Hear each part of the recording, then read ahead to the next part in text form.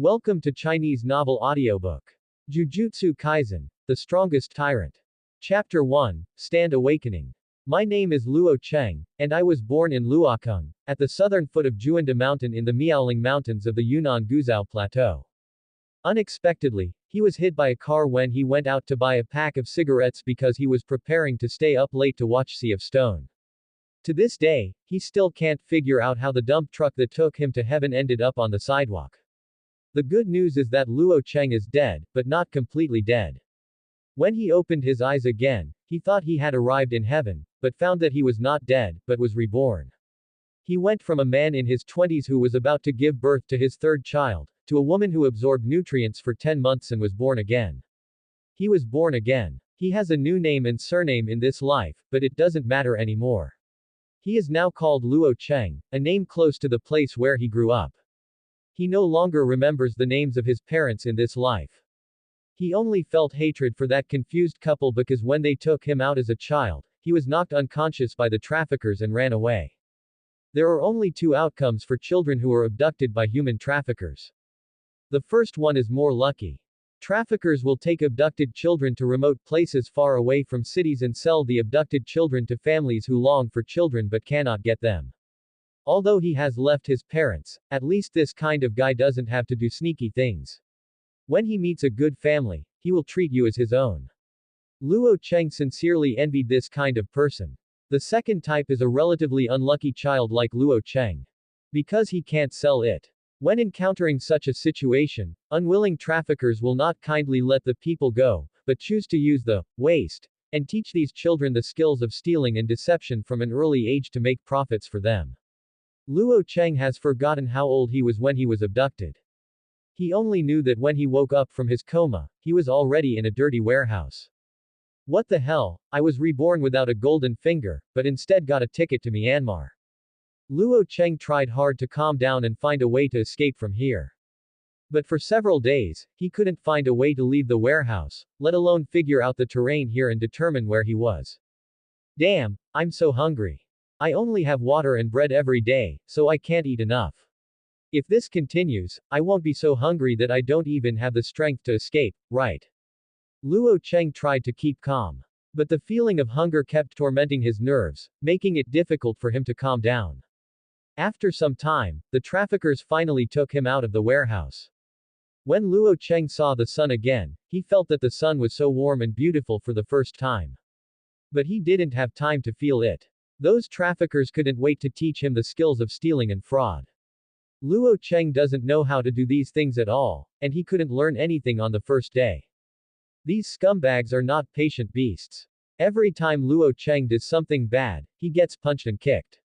In their eyes, Luo Cheng is not a life, but a money-making tool. If he can't make money, he might as well die. Luo Cheng returned to the warehouse and thought fiercely, I've recorded this grudge. In the days that followed, Luo Cheng still did not give up looking for a way to leave this place. But the traffickers are cautious, and they say some people have managed to escape. I don't know what D thing is making it difficult for me to escape now. Luo Cheng had no choice but to endure hunger and physical pain, lingering in this unknown place. Every day that followed, he would eat a meager amount of food, and sometimes there would be no food at all, just a sip of water. As long as he doesn't study well during the day, those scum will beat him up and starve him. I don't know how long this lasted. A month, 1 year, or 2 years. Luo Cheng has no idea how long he has been here. All he knew was that his body was getting weaker and his will was getting weaker and weaker. Gradually, he became afraid to have the idea of escape, and just wanted to work hard to complete his homework every day. Not sure if it was an illusion, but Luo Cheng noticed that the traffickers began to smile more and more when they looked at him. Luo Cheng's mood will become lighter when he sees it. Is it the Mid-Autumn Festival? Luo Cheng has no concept of time here. He only knows that the moon is very round tonight. Before he could appreciate the tranquility, the leader of the traffickers walked in and told him that he would start working tomorrow. As long as he does his job well, he can have enough to eat. You don't have to go hungry, that's great. I must do a good job. The next day, Luo Cheng was taken to a subway station where people were coming and going. His task today is to cooperate with the leader in stealing. Their leader will pester the opponent for a while, and then Luo Cheng only needs to cut open the target's pocket and take away the valuables in the opponent's pocket to complete the task. It was the first time for Luo Cheng to do such a job, but he did surprisingly well. On the first try, he successfully swiped a wallet from the target's pocket. Great, we can have a full meal tonight. In the evening, he really had a full meal. In order to reward him, the trafficker even rewarded him with a piece of meat. The satisfied Luo Cheng began to look forward to the arrival of his second job.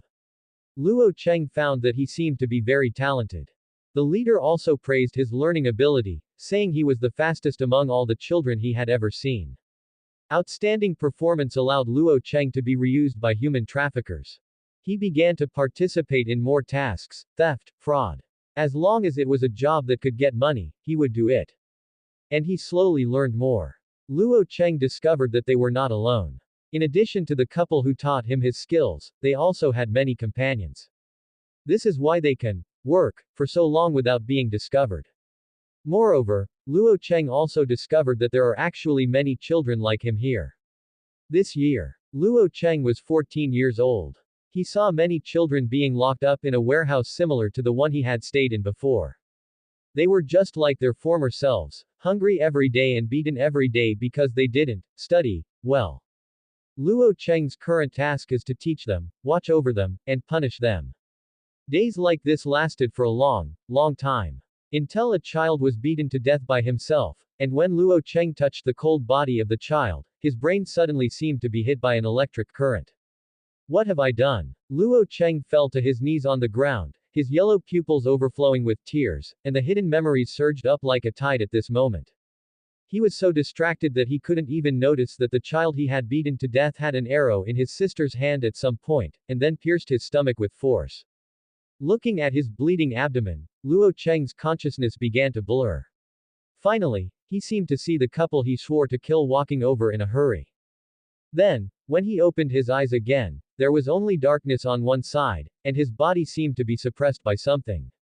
Luo Cheng's nose was very sensitive and he smelled the smell of earth. The angry Luo Cheng didn't want to pay attention to this at all. There was a surge of energy behind him, and with a roar, he broke out of the ground directly. Looking up, there are stars in the sky. Then under the moonlight, he saw the evil spirit floating beside him, or a substitute. But it doesn't matter anymore, he just wants to tear apart the scumbags who buried him in the wilderness, and most importantly, take the abducted children away from this hell. Chapter 2, Self-Exile. The moon is very round tonight, just like what Luo Cheng saw a few years ago. With a heavy heart, he moved step by step toward the place that he hated but was familiar with. He spent many years there and suffered countless inhuman tortures, which once made him seal away all his true self.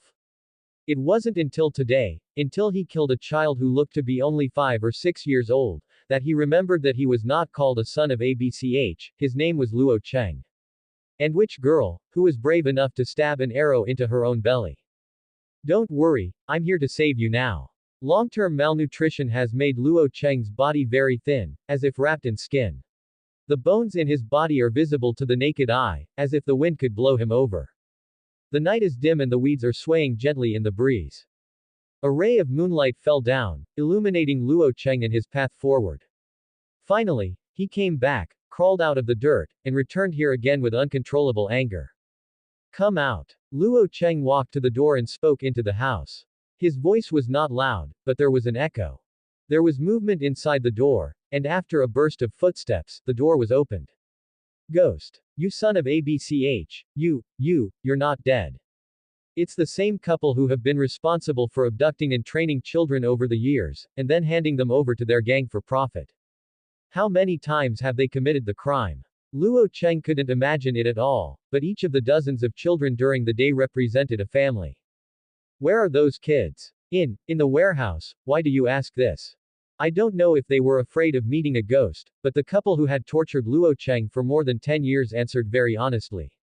So, puff. Horrifying blood spurted out, and the man in his 40s or 50s had his eyes bulging, his pupils covered with bloodshot eyes, and his appearance was indescribably terrifying. But what was even more terrifying was the big hole in his chest, which had been pierced at some point. No one knew what happened. The couple in front of them didn't see Luo Cheng move. He just stood there and did nothing. But the couple knew that it was Luo Cheng who killed his husband. Ah! Killing, killing. The trafficker woman had a sharp face. When she saw this terrible scene, her face was so frightened that she twisted and turned hideous. Harsh sounds continued to come out of her mouth. She quickly turned around and went back to her room, not daring to stay here for a second. Can it be useful? Bang! A dull sound sounded, and the woman felt as if her body had been hit by a car. Her body flew out like a kite and hit the wall hard. Tell me how big your gang is and where they are, otherwise, die. Luo Cheng stepped into this ordinary but malicious house. He was thin and skinny, but in Madam's eyes, he was more terrifying than the evil spirits in hell. You'll let me go if I tell you. A foul smell suddenly filled the room. She was so frightened that she became incontinent on the spot. Luo Cheng walked all the way in front of her before stopping. His yellow pupils were as sharp as knives and he looked directly at her. He repeated, for the last time, tell me who your gang is and where their stronghold is. When the woman saw that she didn't dare to hide anything, she quickly told Luo Cheng everything she knew. Gone. No more, really no more, that's all I know. Then you go die. You said you wouldn't kill. Boom. The other parties begging for mercy stopped abruptly, and the pungent smell of blood filled the entire area. I just asked you to say it again. I didn't say I wouldn't kill you. Luo Cheng ignored the brains and minced meat on his clothes and turned around to go to a warehouse to release the children. But when he thought of what he had done in the past, he stopped, looked for a phone call, and called the police station. Then, he completely disappeared here, as if he had never been here. Shortly after, murders occurred one after another here, and the murderers were extremely brutal. Everyone who was killed was either headshot or disemboweled, and the death state of each deceased was extremely horrific. But after investigation, the police discovered that all of the people killed were criminal traffickers. For a moment, they didn't know whether to be grateful or to hate this lawless butcher. These things were naturally done by Luo Cheng. After finding out the stronghold of these human traffickers, he used thunderous means to wipe out the entire team of human traffickers in one fell swoop. He doesn't need anyone's thanks, and he doesn't care if the police hate him. At this time, he had already boarded a boat and was drifting on the sea without destination. Exile yourself. 2005, Tokyo. After 5 consecutive years of bull market in the early 1990s, Japan's stock market finally couldn't hold on and collapsed completely. What followed was a housing crash and a 2-decade economic recession. Countless people have been displaced, the fertility rate has dropped significantly, and many elderly people over 50 have to go out to work in order to make a living. This kind of difficulty lasted until 2004. At the end of that year, Japan's economy began to bottom out. By 2005, all major commercial banks had completed the goal of eliminating more than half of their non-performing bonds, and the problem of non-performing bank bonds that had been plaguing the Japanese economy had been resolved. By June, Japan's economic boom was out of the shock zone, corporate profits began to increase, employment conditions also improved, and various indicators were gradually rising. Of course, these are all reported by Japan's national channels. In Luo Cheng's eyes, people living in Tokyo still die frequently. What is the sign of death? Luo Cheng didn't know either, but since he awakened the avatar, he found that he could feel that in addition to humans, there was another unknown creature in his daily life. He couldn't see it, but he could feel it. Especially after arriving in Tokyo 3 years ago, in an economically depressed environment, he could feel that there were a large number of strange creatures around him every day. Over the years, he has been in self-exile. He has never set foot in his hometown, and he has never thought about finding the parents who meant him this life. With his talent, he quickly mastered the Japanese here. Even if he doesn't usually communicate with others, he can understand 80% of it. At this moment, he was sitting on a street. In front of him were stalls with some gold and silver jewelry on them. When passers-by saw it, they stopped and stared. Because these gold and silver jewelry are imitated very well, they look a little bit real. Occasionally someone would ask about the price, and Luo Cheng would only answer once. After that, he would either get the money or the goods, or get out. But under normal circumstances, customers just leave. The people around him laughed at him. He was selling fake goods at such a high price, and he would definitely not be able to sell them.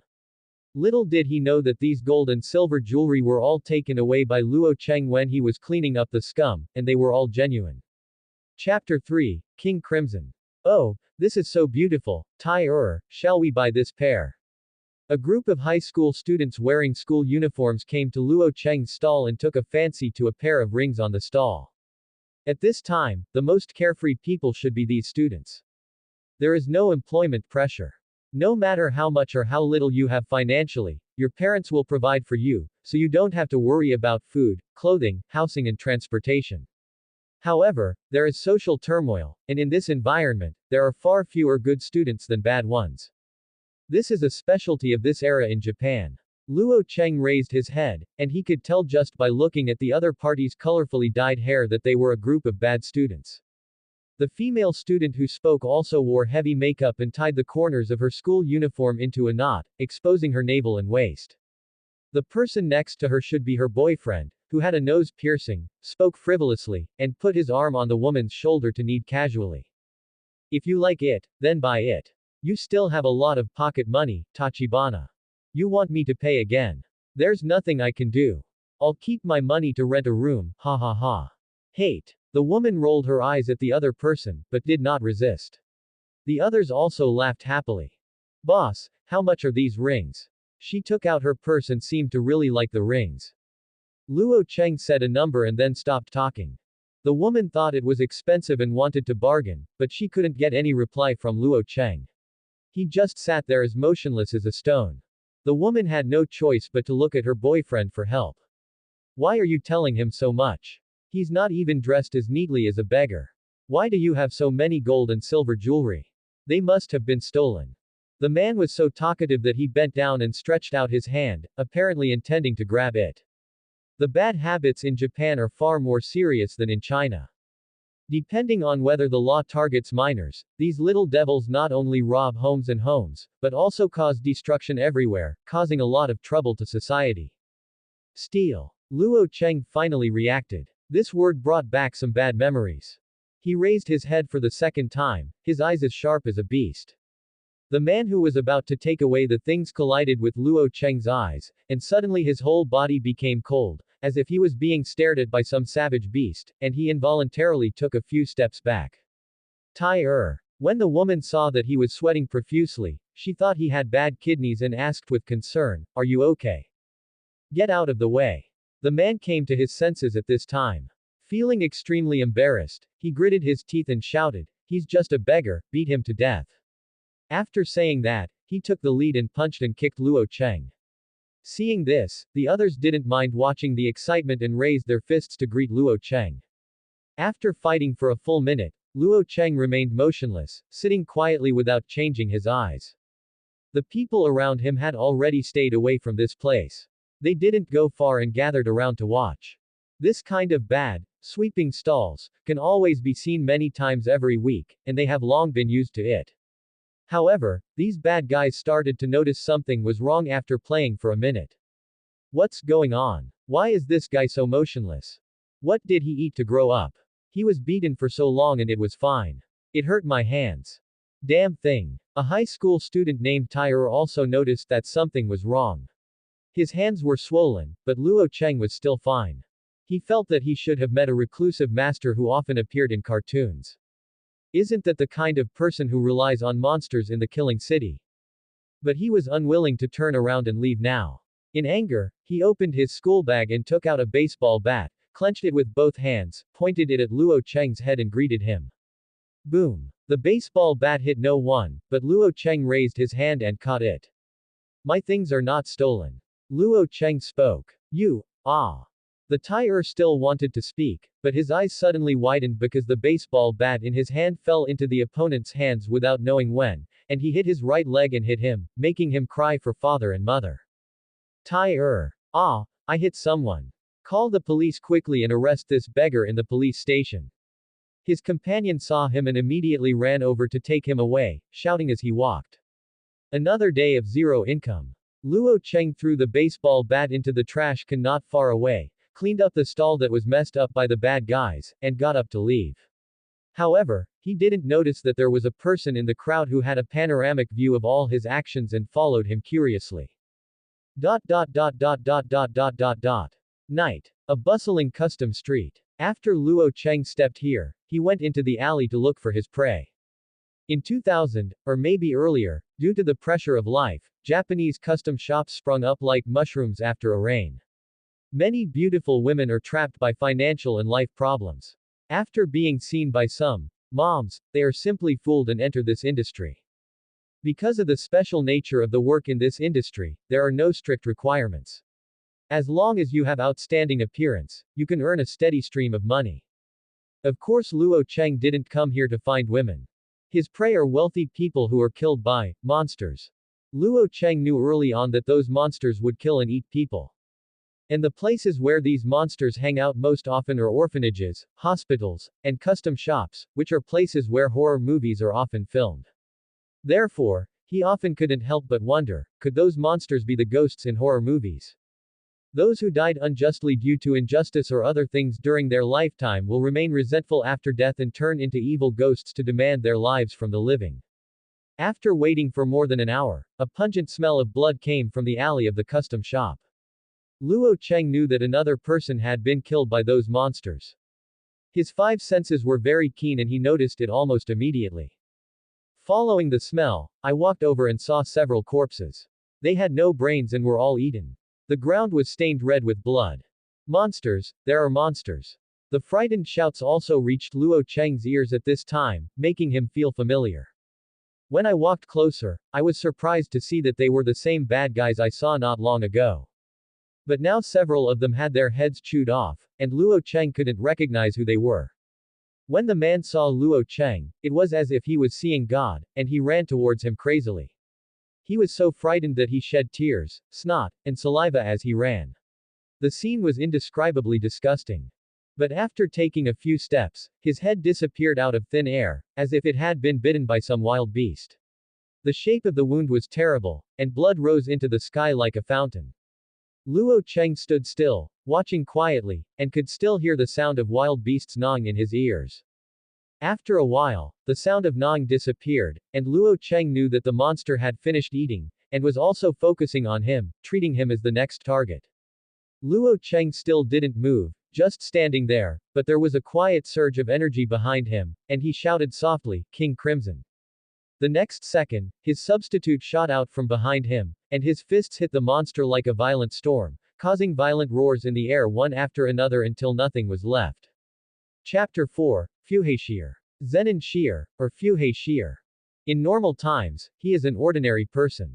At most, he is relatively strong, just like the fitness coach. But in the world of Jujutsu, he is a famous magician killer. He was born in the Zenin family of the big three sorcerer families in the Japanese Jujutsu world. He did not inherit any family's Jujutsu, and he did not even have a trace of magic power in his body. From birth, he was considered a disgrace to the Zenin clan.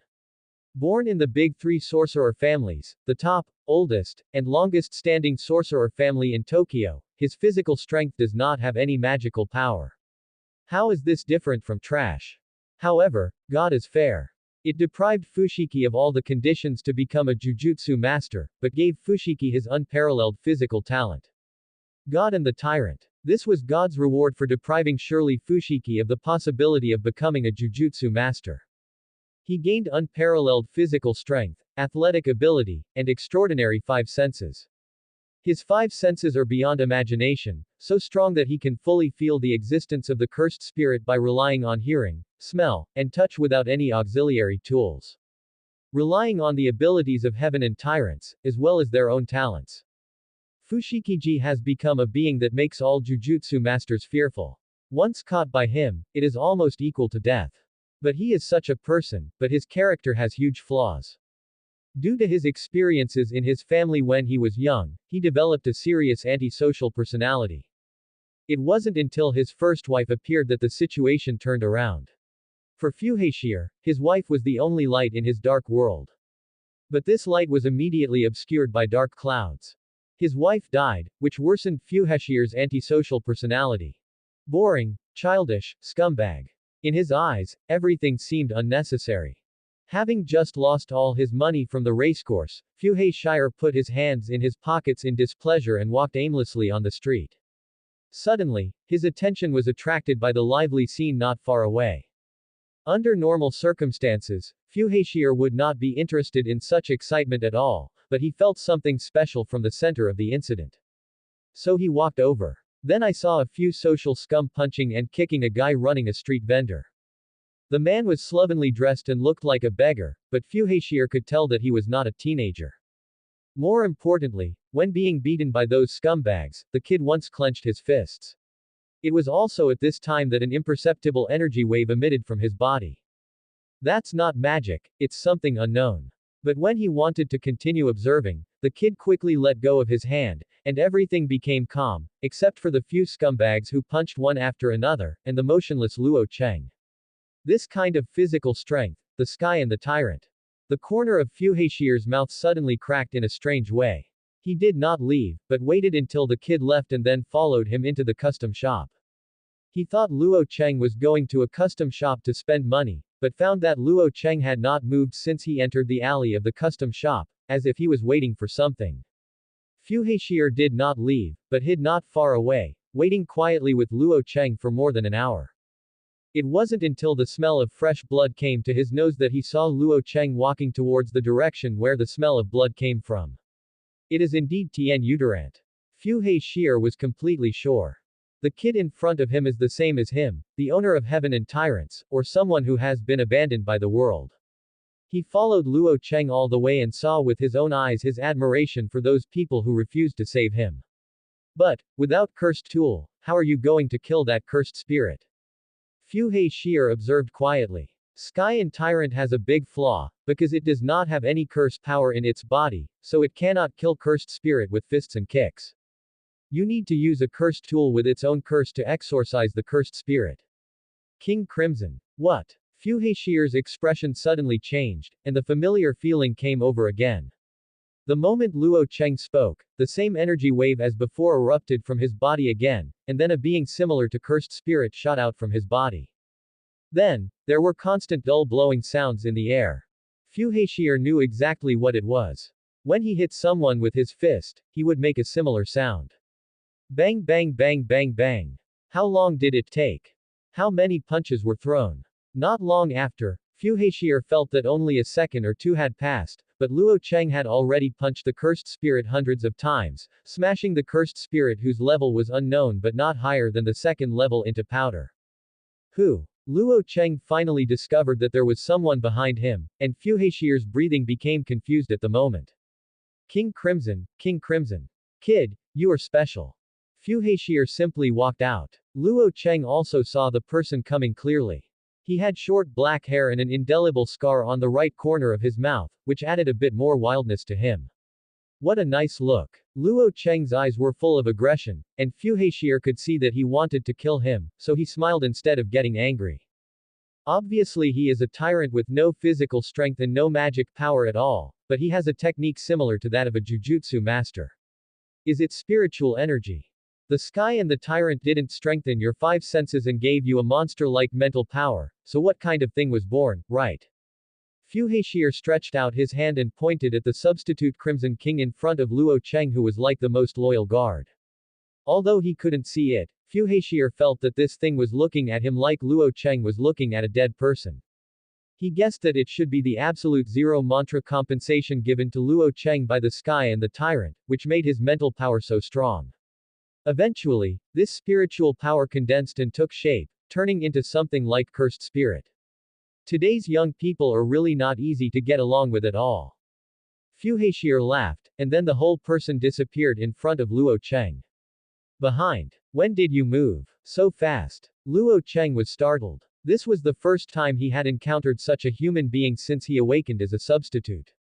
The terrifying movement speed made it difficult for Luo Cheng to even see how he moved. Die, you trash. Luo Cheng turned around quickly. Almost at the same time, his substitute, the Crimson King, also completed his turn and swung out his fists without hesitation. With such a fast attack frequency, it's no wonder that even the cursed spirit was blown to pieces. Fuhei Shire's smile did not fade and he said, I just don't know how powerful it is. Bang! Bang! The four fists collided, causing the air to vibrate. Luo Cheng's pupils shrank, and for the first time he encountered a human being that his stand-in could not kill with one punch. But he was not afraid and said coldly, "Want to know? Use your life to feel it." As soon as he finished speaking, he controlled the Crimson King to launch a fierce attack, and his fists were like a torrential rain, pouring towards the opponent without reservation. "Come and try, kid." Fu Hei didn't give in and waved his fists at the same time to meet the attack. In an instant, the airtight attacks collided, and the small alley was immediately shattered by the exchange of blows between the two, and large cracks appeared on the ground. Ah, what happened? The ground, was there an earthquake? Run away. Wait, you haven't paid yet. Chapter 5, Magician Killer. The calm alley of the custom shop suddenly erupted into gusts of wind. That was the storm caused by the collision of Luo Cheng and Fu Hei. Although Luo Cheng stood still and did not move, the fists of the substitute Crimson King rained down on him like a storm. As the final boss stand-in in JoJo's fourth game, the Crimson King's stand-in panel is naturally not weak, and its destructive power and speed are both at the highest level. Luo Cheng could easily punch through a building if he wanted to. But even such intensive attacks could not penetrate Fu Hei's defense. The opponent's fist, in terms of strength and speed, was not inferior to the Crimson King. Between the collision of the four fists, the walls on both sides of the alley were shattered, and the ground beneath their feet quickly shattered. The huge movement panicked the humans in the custom shop, and for a time it was like an earthquake. In fact, this was just the result of a fist fight between two people. Is this all you have? Fu Hei's expression remained unchanged. He was very calm and very powerful. He is not a jujutsu master and does not inherit the powerful jujutsu from the Zenin clan. But he is actually one of the strongest people in the jujutsu world in Tokyo, and is classified as a first-level jujutsu master. This is something that is hard to imagine. A human being born with zero magic power can become a first-level jujutsu master using only his physical body. Even though he is not the highest-level jujutsu master, no one would dare to mess with him. Because Tien and Tyrant are very special, God gave him extremely strong resistance to spells and jujutsu. Even the so-called invincible domain expansion, Heaven and Tyrant can break the rules. HMPH. Luo Cheng snorted, and his body that was standing still suddenly erupted. The speed was so fast that even Fu Hei was impressed. While controlling the cursed spirit, the main body can also attack. When Fu Hei saw Luo Cheng coming around behind him, a hint of surprise flashed in his eyes. He didn't dare to underestimate Luo Cheng's body. The physical strength of Tien and Tyrant could not be treated with common sense. No one understood it better than him. Die! Luo Cheng roared and waved his fists, attacking together with his substitute, attacking from the front and back, trapping Fu Hei in the middle. In an instant, the yellow rainstorm warning signal was upgraded to a red rainstorm warning. With the same body of Heaven and Tyrant, the same natural zero mana power, Luo Cheng's offensive is as fast and fierce as that of his substitute, the Crimson King. Fu Hei felt the pressure, calmed down his posture, and switched from offense to defense. 100 punches. 200 punches. 300 punches. How many punches? He couldn't count at all. Fu Hei only knew that there was pain everywhere in his body, and that he had been hit by Luo Cheng's fists all over his body. Although it was not fatal, he had not suffered such a blow for a long time. If it's this kid, maybe it's possible. Boom. When Fu Hei was thinking, Luo Cheng suddenly swept out his whip leg, as fast as the wind, and hit the former's abdomen hard, sending him flying out and hitting the wall. He smashed through the wall with a roar, and then continued flying upside down. It smashed through several walls one after another, sending up smoke and dust all over the sky. Customers and staff in the custom shop kept screaming. Even if he doesn't die, he should have lost his fighting ability. Luo Cheng retracted his feet, and the Crimson King floated to his side like the most loyal guard, looking straight ahead with him. Step, step, step. Luo Cheng moved forward step by step and passed through 7 broken walls before stopping. It hurts so much, my ribs were almost broken. Not dead. Luo Cheng squinted his eyes, seeing Fu Hei in front of him, who had resisted his attack for so long and still looked like he was fine. Can such a being really be called a human being? He dusted himself off and the scar at the corner of his mouth split as he laughed. Luo Cheng also noticed that there was an extra cursed spirit on Fu Heishier's body at some point. His super five senses allowed him to catch a snake-like monster wrapped around Fu Heishier's body. Teach you some common sense in the world of Jujutsu, kid. People like us cannot exorcise evil spirits with our bare hands. Because we don't have any magic power on us, and cursed spirit can ignore physical strikes. Cursed spirit, Jujutsu world. This guy has been repeating these words since just now. Luo Cheng doesn't understand, but he knows that the world he lives in is not ordinary. It's not the world of JoJo, because after so many years, he hasn't met a second substitute. If we want to exorcise cursed spirit like those Jujutsu masters, we also need some tools, such as cursed tool. As the last two words fell, Luo Cheng's figure had appeared beside Fu Heishier, and he was flanked by the Crimson King again. The ultra-fast movement speed caused the dust splashed on the spot to dissipate, and Luo Cheng had already appeared next to Fu Heishier. You talk a lot of nonsense. Luo Cheng took action directly, this time, vowing to defeat the man he saw. What an impatient brat. Fu Heishier's eyes became sharper and he lowered his head very quickly to avoid the iron fists of Luo Cheng and the Crimson King. The next moment, the cursed spirit on him spit out something from its mouth, which was a knife. What? Unexpectedly, Luo Cheng lowered his head to look, and his sight happened to collide with Fu Heishier's head. The next moment, he grabbed the hilt of the sword and drew it out like a sword. He kicked Luo Cheng flying with a sweeping kick, then turned around and slashed at the Crimson King with the sword. Time seemed to be frozen, and only Fu Heishier's wild laughter was heard. Puff puff puff puff. The next second, the silver sword light streaked through the air like a meteor. In just a moment of breathing, the Crimson King's body was covered with wounds. As the controller of the Crimson King, as the embodiment of Luo Cheng's spiritual power, Luo Cheng's body also burst out with a large amount of blood.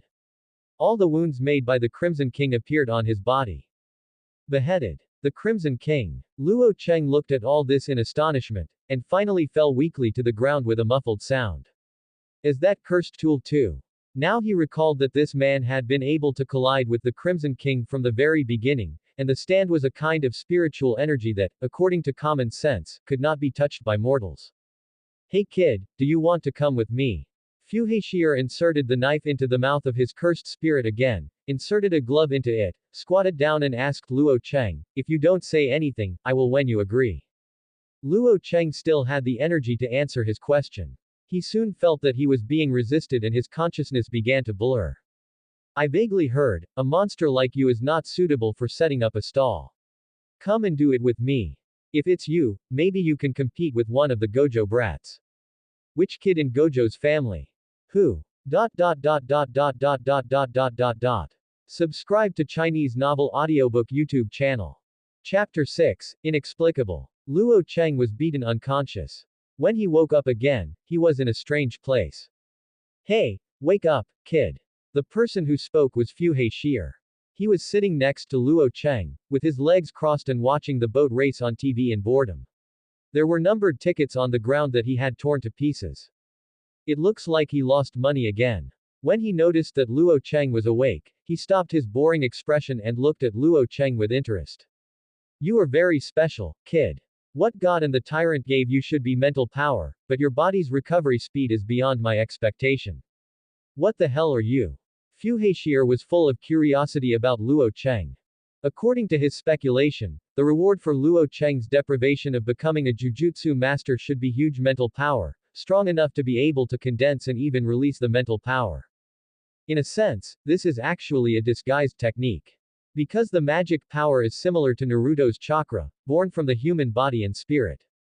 This is the reason why the Crimson King can blast the cursed spirit into dregs, but Luo Cheng himself cannot exorcise the cursed spirit. However, Luo Cheng's body recovered so quickly that Fu Heishier could not believe it. The density of his muscles and the activity of his cells were exactly the same as his own, which made Fu Heishier feel that God was unfair. You won't kill me. Luo Cheng didn't answer, and looked sideways at Fu Heishier. Unlike the man who was almost killed, his eyes were still as sharp as a knife. That's the look. Fu Heishier's heartbeat accelerated a little. That kind of look that takes life and death very lightly, is not interested in worldly things, as if it doesn't matter if the world is destroyed, makes Fuhashir feel like he has found a similar kind. There is no goal and no hope, so there is no need to consider the consequences of anything you do. Whatever you want to do, you can do it, even if it's killing someone, there won't be even a trace of burden in your heart. Lack of reverence for life leaves only indifference. That's not right, there are still some differences between him and myself. Kill you. If I don't kill you, a monster like you shouldn't die like this. That would be a shame. Fuhashir pulled up his stool and came closer to him. You can feel the presence of those cursed spirits. Cursed spirit. That's the thing you blew up last night. In the Jujutsu world, they are known as cursed spirits, or curse. You can just think of them as the ghosts from horror movies. Fushikiji, he said to himself. In Japan, the average number of abnormal deaths and disappearances every year is more than 10,000. Most of them are killed by curse created by the negative emotions released by humans.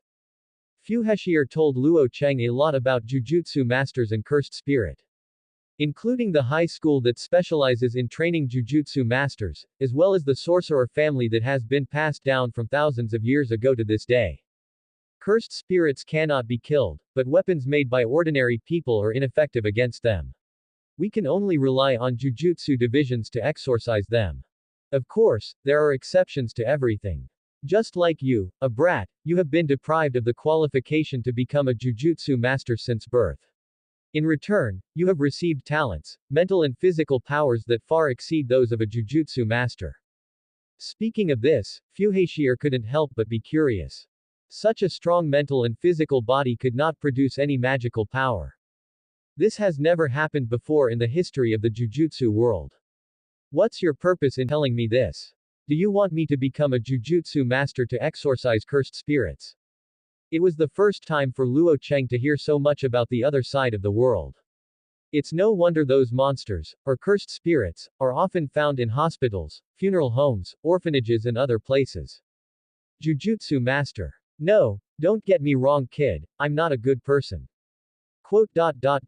Just think of it as a whim. Fushikiji felt at first that if this kid grew up, he might be able to reach the level of one of the Gojo monsters. But what's the point? Fuhashir has always had an unknown secret buried in his heart. He wanted to prove to those in the family who regarded him as a disgrace that even without the power of the curse and the jujutsu that would inherit the family, he was not useless.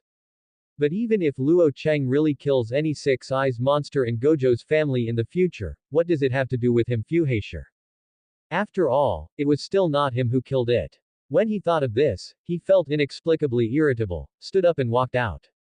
Rest first. Anyway, I will train you next. As for what you want to do after that, it's up to you.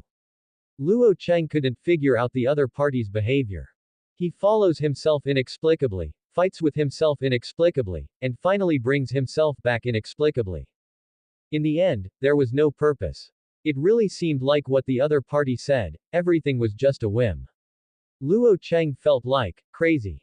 But Jujutsu master, curse. It was the first time he came into contact with the other side of the world, and his mind was a little confused now. What he wants to do in the future and how he will take the future, these things were completely forgotten by him a few years ago. Today, after suddenly receiving so much information from that person, Luo Cheng began to think about what he was going to do for the first time in several years. Yes, what's that guy's name? Almost at the same time, Fuhashir suddenly raised his head as he walked out of the house. Ah, I forgot to ask which kid's name. Forget it, there will be opportunities in the future anyway. Ask again when you come back. Luo Cheng and Fuhashir quickly put this issue behind them. It seems that for people like them, names have no special meaning at all, just like code names. The meaning of existence is to let people know that there is such a person, not that there is such a existence. Chapter 7. Start practicing. Night. Luo Cheng was able to get out of bed, put on the clothes lying next to him, and walked out of the room. At this time, Fuhashir happened to come back. He didn't say hello when he saw Luo Cheng. He sat down very casually, picked up the remote control and turned on the TV. As for food, we have to wait until a woman comes back. This is a scumbag, Luo Cheng can be sure.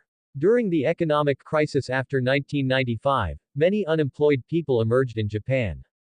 Many idle men rely on their good looks to cling to women like moths.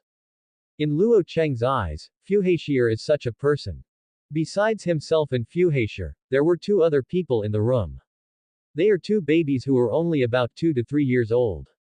Keep your voice down, you be asterisk asterisk asterisk asterisk asterisk d. Luo Cheng walked over, took the remote control and put down the sound. Fuhaishir showed an unexpected expression. How can a person like you care about people who have nothing to do with you? Strictly speaking, a brat. Luo Cheng remained silent. His wound had not healed yet, and he still felt a trace of pain when he moved. Have you decided? Do you want to do it with me? I didn't beg you. Snort. Fuhaishir smiled because he knew Luo Cheng agreed. Then start in 3 days. With your recovery speed, 3 days should be enough. After that, neither of them spoke, and they forgot to ask each other's name. At 7 o'clock in the night, the woman from Fuhaishir came back. I learned from a woman that the guy who maimed him and then brought him back was called Fuhaishir. They have 2 children together, a boy named Fushiguro Megumi and a girl named Fushiguro Sumiki. The 2 siblings are not related by blood and were reorganized by 2 families. Fushiguro Megumi was born to him and his first wife. Fushiguro Sumiki was born to Fushiguro Shiji's second wife and another man. The woman seemed very dissatisfied that Fuhaishir brought back an outsider at will. Fuhaishir has no job, at least not officially. She is the only woman who earns all the family's income and expenditure by working outside. For a family with 2 children, the burden of having one more mouth to eat is quite a burden. I won't eat for free. These things should be treated as boarding fees. Luo Cheng threw away the gold and silver jewelry he had collected. He didn't know the value, he only knew that they were valuable items, including diamond rings, gold watches, etc. When the woman saw it, her expression immediately changed. She wanted to say something, but found that Luo Cheng had no intention of communicating with her and was very indifferent. She didn't know what to do and went to cook. Luo Cheng temporarily lived here. At the dinner table, Luo Cheng and Fuhaishir were relatively calm and hardly spoke. Most of what they said were women's complaints about work and life. However, Luo Cheng learned from her that Fuhaishir's original surname was not Fuhei. He changed his surname to Fuhei after getting married. 3 days passed in the blink of an eye. Most of Luo Cheng's body has recovered, and he started training or practicing under Fuhaishir's supervision early in the morning. Listen kid, I'm only going to say it once. Users like us are different from those jujutsu masters. We have no magic power and no jujutsu, so we don't need to think about complicated things like the improvement and control of jujutsu, including the extension of jujutsu. This damn world only gives us physical potential that is stronger than ordinary people. We have unlimited physical potential, so the way to become stronger is very simple. Work hard to break the limits of your body, you have to be prepared. When he said the last few words, Fuhaishir looked so cruel. He will throw all the pain he suffered in the past trying to kill those jujutsu masters on Luo Cheng. Running, leapfrog, punching sandbags, push-ups, etc., physical training. There is no special training method, everything is training that ordinary people can imagine. The difference is that unlike working out to strengthen the body, Fuhaishir's requirement for Luo Cheng is that as long as his hands and feet can still move, he can never stop. He wants him to break the limits of his body again and again and push forward his physical strength to a higher level. Luo Cheng didn't complain. He did whatever the other party said. He could see that although Fuhaishir was a scumbag, he was indeed the best teacher. He knows very well where Luo Cheng's limit is, and he will not wear him out. Every time he calls for a stop, he will be stuck at the limit that Luo Cheng's body can bear. But this guy is also very incompetent. After just one morning, he lost his patience. It's so boring. You can just practice by yourself. I'm going to have some fun. It was just like the whim he said at the beginning. Fuhaishir's training of Luo Cheng was also done on a whim. When I remember, I will play with you. If I feel bored, I will run away and go out to gamble a few hands and let Luo Cheng practice hard by himself. Luo Cheng did not complain. He and Fuhaishir were not close friends, and they would not regard each other as his teacher. If someone teaches him, he will learn. If the other party doesn't teach him, he will practice on his own.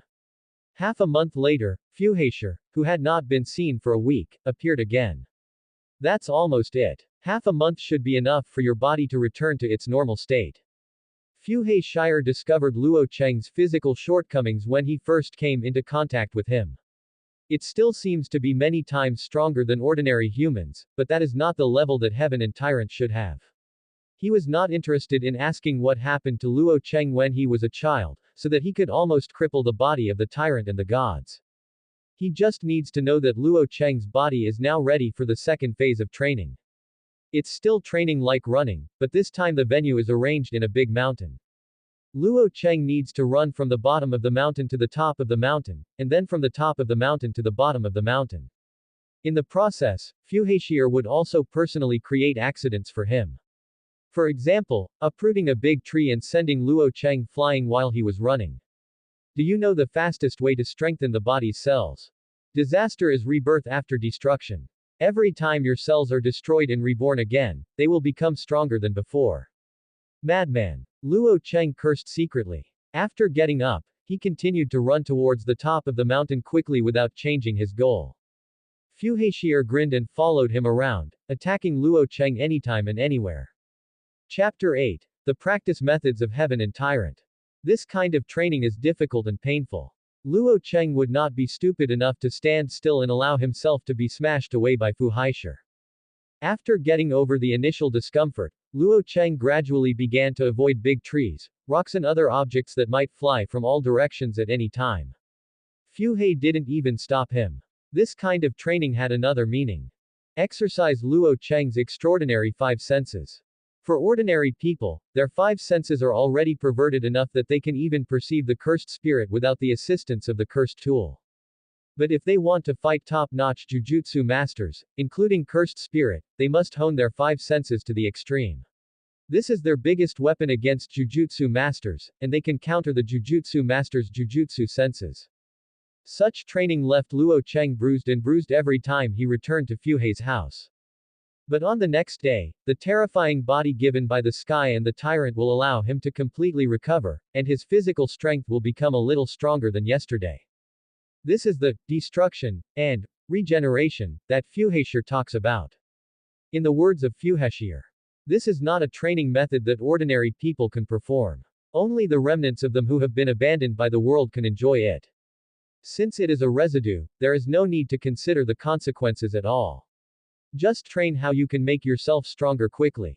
Another half-month passed like this, and it had been a month since Luo Cheng had been trained by Fuhaisher. Luo Cheng, who was flying in the mountains, suddenly lowered his body, propped up his body with one hand and jumped into the air, avoiding the boulder coming from behind. With a roar, a small crater was made in the mountain, and the violent vibration caused the birds on the branches to flutter their wings in a hurry. Luo Cheng kept walking, stepped on a tree trunk, used his feet again, and shot out like a sharp arrow. There was another roar, and the big tree he had just stepped on was broken by a flying stone from the other side. Escaped again. It only took a month to grow to this point. Was I so fast back then? Fuhaisher couldn't help but compare himself with Luo Cheng during training. He found that he had never thought about such a problem at all, and he had never recorded his practice. Now, the difficulty is increased kid. Luo Cheng heard Fuhaisher's words in his ears, and the next second he felt like his body had been hit by a stone. It's no longer that huge boulder, but a stone the size of a fist. Luo Cheng groaned in pain. This was the prerequisite for Fuhaisher to stay strong. Otherwise, with the combat power of any madman, the power of the rocks he threw would not be lower than that of a sniper rifle. This day, Luo Cheng was injured more than ever and was covered in bruises when he came back. But this does not mean that his practice today has been completed. After eating, he still needs to go to a deserted place to drive wooden stakes. Extract the power of magic from the weak emotional fire, and do not waste the power in vain when you are emotional. This is a compulsory course for jujutsu masters. And we, even though we cannot refine any spell power, must learn to use every ounce of power contained in our bodies. You are from Daxia, so you should understand what I mean. Of course Luo Cheng understands. To give a simple example, if a normal human strength value is 100 points. So under normal circumstances, ordinary people can only exert a power of 60 points or even lower at most. Because they don't know how to use it. Including some professional boxers, if they know how to exercise their waist and abdomen and other strength to let their bodies cooperate with their fists, they can only make the data of their fists as close as possible to 100 points. But it is only close, not 100%. If you want to really hit all 100 points, only the martial arts masters on TV can truly realize their full potential, or even exceed their potential. But reality is not a TV show. There are no martial arts masters here, and there are no martial arts secrets. If you want to reach your greatest potential, you must even use your breathing. It's not the breathing method of Demon Slayer, Kimetsu no Yaiba, but when punching, let your breathing match your punch, and strive to achieve the maximum value. Not just breathing, if you want to achieve complete perfection, you must also control your emotions. The human brain is very complicated. Fuhashir rarely appears here. Wearing everyday clothes, a black tight-fitting vest, loose white trousers underneath, and a pair of black cloth shoes. Not any of the fashionable clothing these days, more like practice clothes. Are you alive? Ah, the target is a second-level Jujutsu master. He said he would go out to exorcise the cursed spirit tonight. He had been staying in a high school before, so it was difficult for me to do it. The Jujutsu division is going to exorcise the cursed spirit, and Fushikiji is going to kill the Jujutsu division that is exorcising the cursed spirit. There is no doubt that this guy is indifferent, but Luo Cheng has long been used to it. The life and death of human beings is not within Fuhashir's consideration. He only knows which Jujutsu master he can kill and get money, lots of money.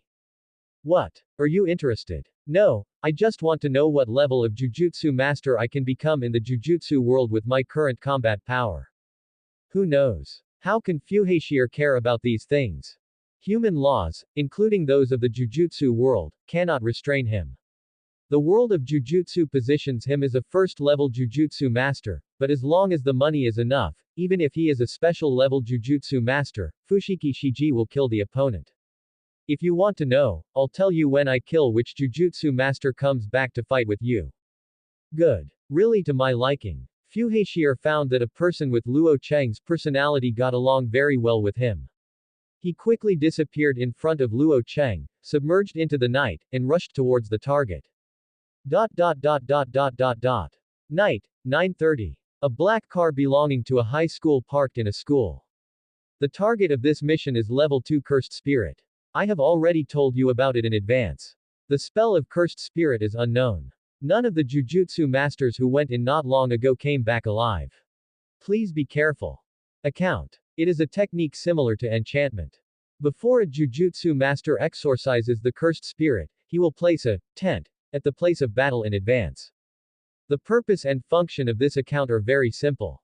It prevents ordinary people from discovering the battle between Warlock and Curse, and makes ordinary people think that there is no extraordinary power in this world.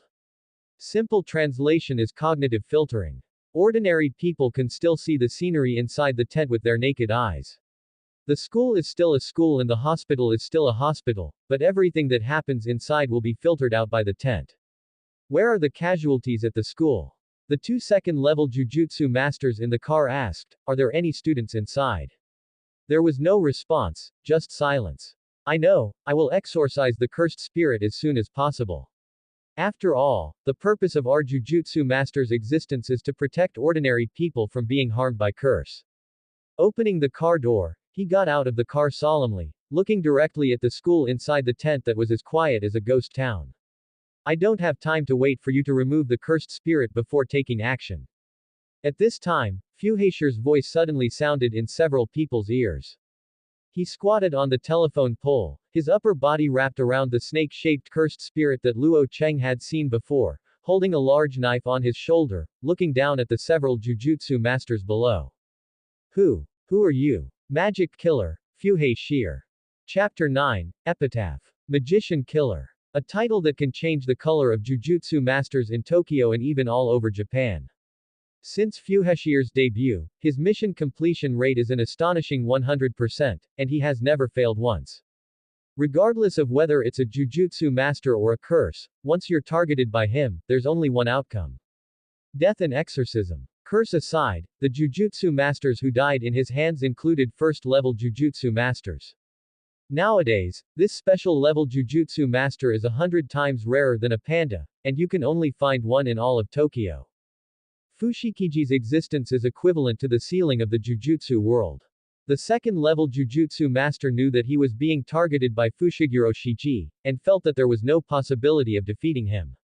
He asked, "Can you first remove the curse from the tent and then kill me?" Ah. Fuhashir dug his ears and said disapprovingly, "This kind of thing doesn't matter. After all, if you die, the high school will soon send someone to take your place." The implication is that this matter is not negotiable. His words made everyone present feel heartbroken. The other party's disregard for life has reached the point of not caring at all. The other party doesn't care at all. If the cursed spirit is not exorcised in time, how many people will be killed? The person in front of me just wanted to exchange his head for money. In this case, we can only fight with him. The people below looked at each other and prepared for battle. Jujutsu masters have been troublesome since ancient times. I don't want to spend so much time thinking about the weaknesses of your birth technique. Fuhashir's words suddenly rang in their ears, shocking the hairs on several people's bodies to stand on end. When it's completely invisible, and the fluctuation of jujutsu is so low that it's almost impossible to catch.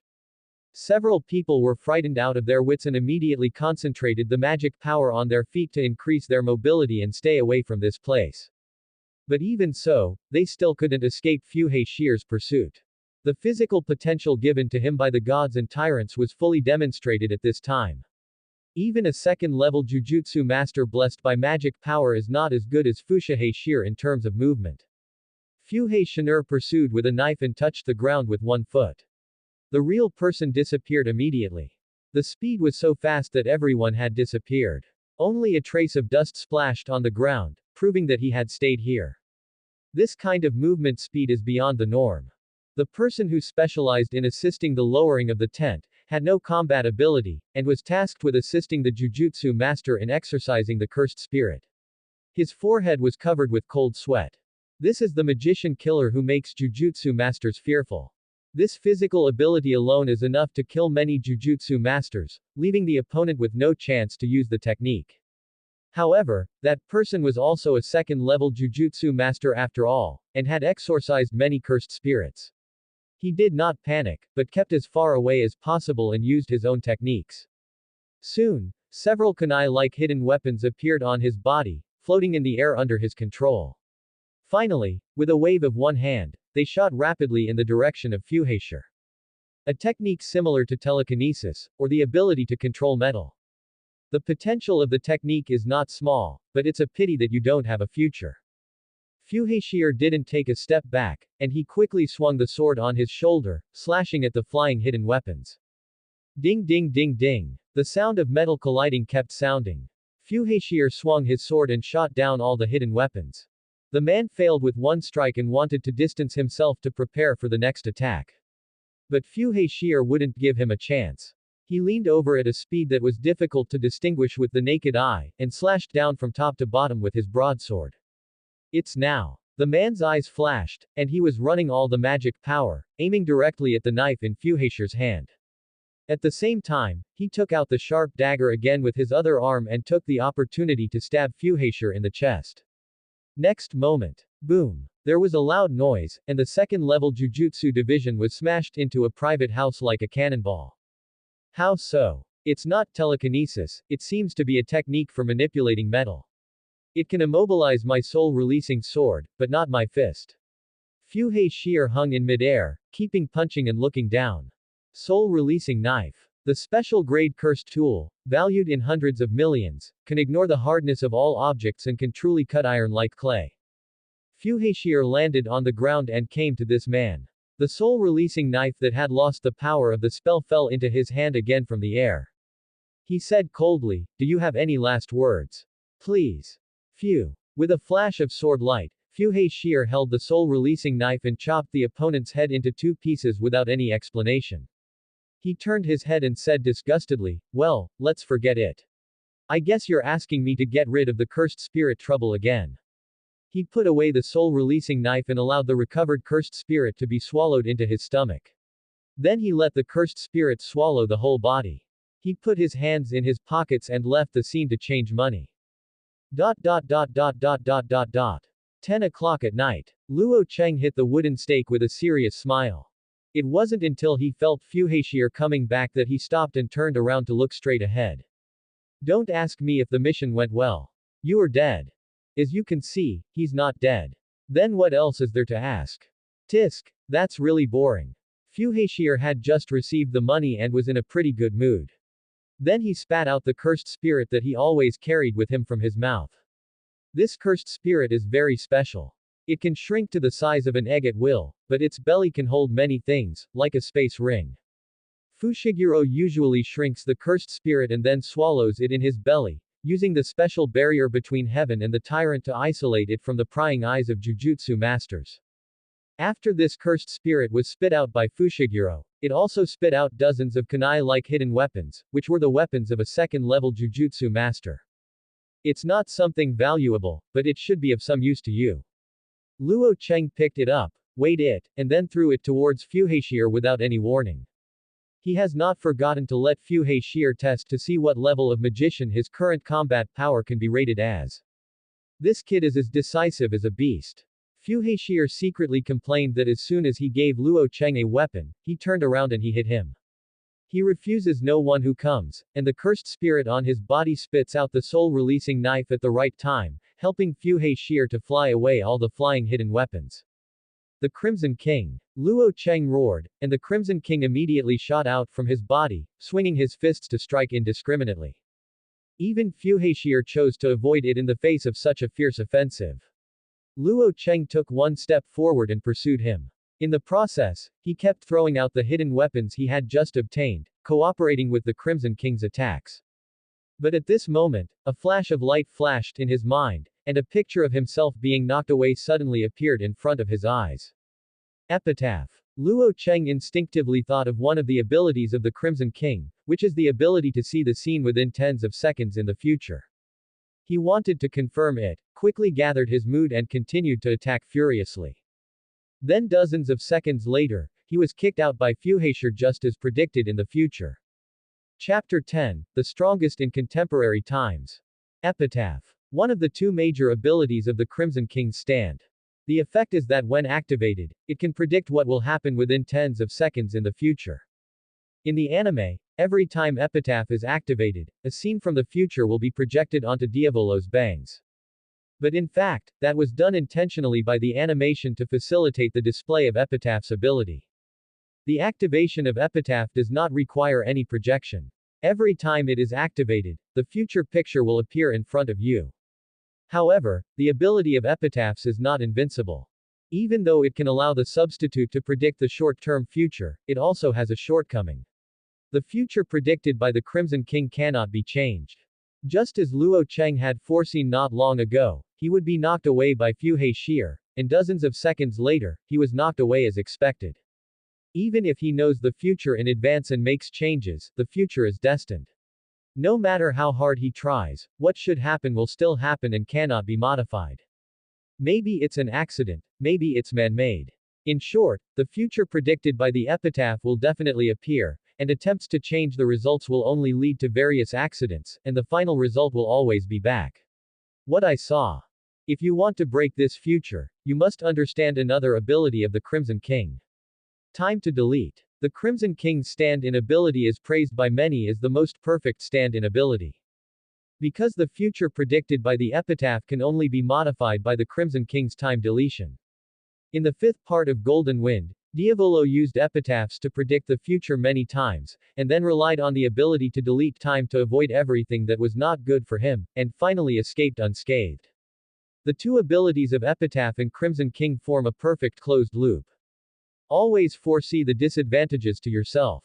The results can always be modified by time deletion. Innately invincible. But for now, Luo Cheng has not been able to find the direction of time deletion's awakening. Even the epitaph indicates a sudden awakening. Is it a mental state, a physical state, or both? Luo failed. Once again, he was beaten to the ground by Fu Haixi. But what he is thinking about now is no longer how to defeat Fu Haixi, but how to awaken another ability of the Crimson King and complete this perfect closed loop of abilities. Isn't it possible? Fuheshir walked over with the soul-releasing knife on his shoulder and looked at Luo Cheng, who was looking at the sky, and found it interesting. It turns out that this kid will also be hit. Interesting. Of course Luo Cheng was not shocked, he was just thinking clearly. After regaining his composure, he asked, "What level?" "Ah. What level? Compared to those Jujutsu masters, my combat power is equivalent to several levels of Jujutsu masters." This. Only then did Fuheshir react, twitching his nose as if he had just remembered. "There's no way to compare. That guy was too weak. Just like you, he was killed by me not long after. That's the level of a second-level Jujutsu master." Luo Cheng said no more. Seeing that the fun was gone, Fuheshir spread his hands, put his hands in his pockets, and left directly. Before leaving, he said, "Don't look disappointed. You haven't even had any training before. You can reach this level in just 1 month. Those people should be disappointed."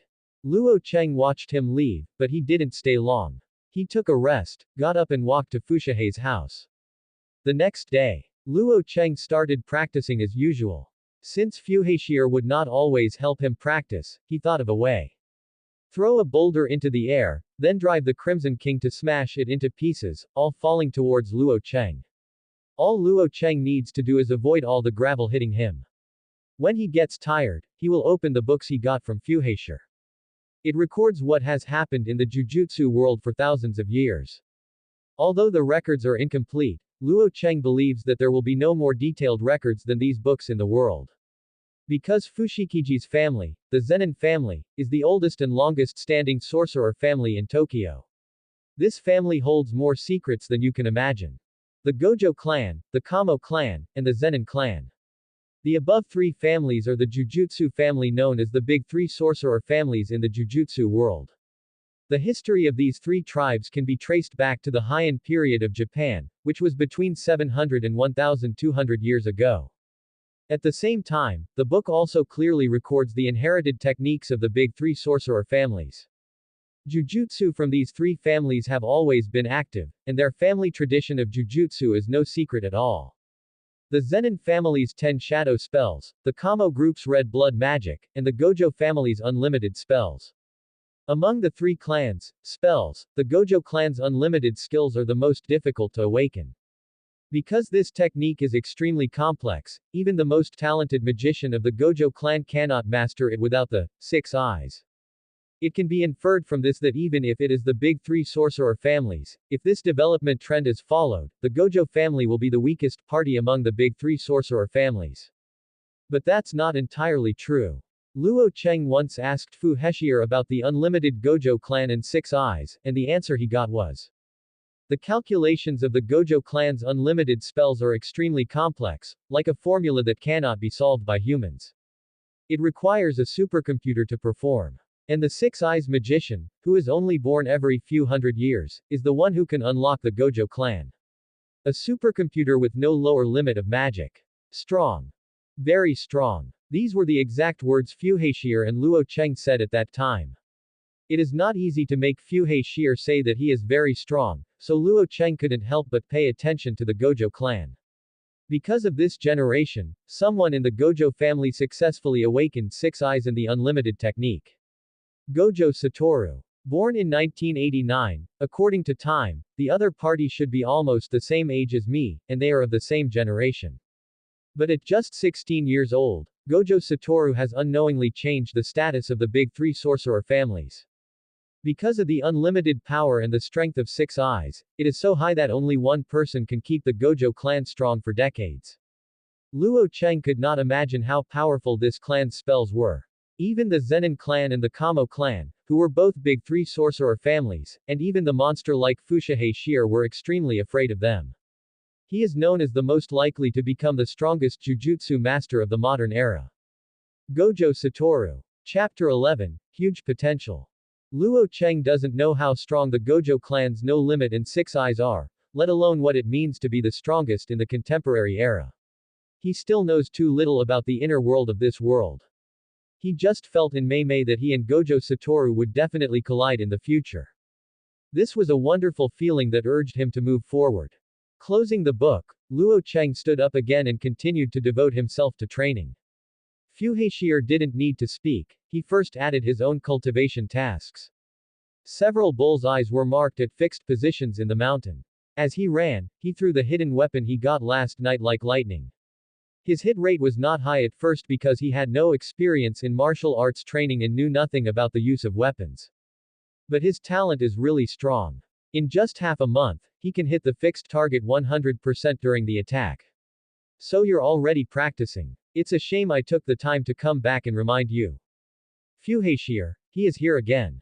Having nothing to do today, he found Luo Cheng again and planned to let Luo Cheng start the next stage of practice. Unexpectedly, before he even opened his mouth, Luo Cheng was already practicing weapons mastery in advance. He twisted a package over and it looked very heavy. What's this? This, you can see for yourself. Fu Heixir dropped the package casually, making a dull sound when it hit the ground. Luo Cheng walked over and opened it. All the weapons inside were made of metal. Swords, guns, and clubs are all there. Fu Heixir added, people like us will never be able to master any art in this life. For us, these guys are our art.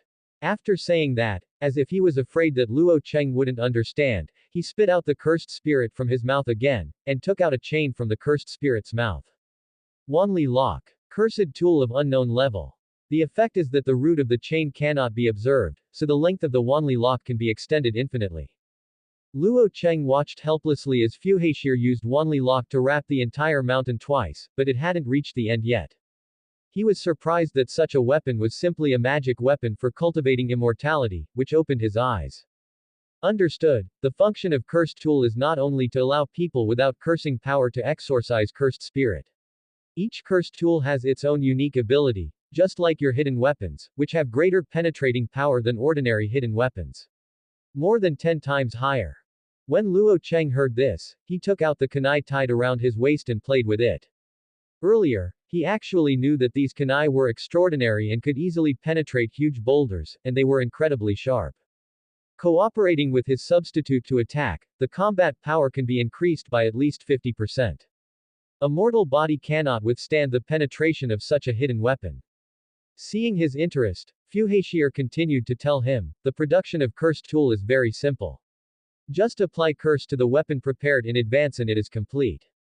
Of course, don't ask me how to apply curse to a weapon. I don't know such a complicated thing. Then you still say it's simple. Luo Cheng rarely rolled his eyes. He straightened his expression and asked, where can I buy cursed tool? Most of them are in the hands of those guys in the Jujutsu world. Only a few are spread out. If you want them, you can only trade them. Who are you looking for? People from the big 3 sorcerer families. Fu Heixir yawned, I happen to have an appointment with the Zenin family tomorrow, so you can come with me then. Okay, since you're here, then. Luo Cheng nodded in agreement, and the next moment the hidden weapon in his hand broke through the air and struck Fu Heixir.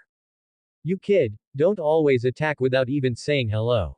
Fushihei Shiji tried his best to dodge, but was immediately hit by the Crimson King's violent blows. Can you say hello to your target? Luo Cheng picked up the hidden weapon and threw it one after another.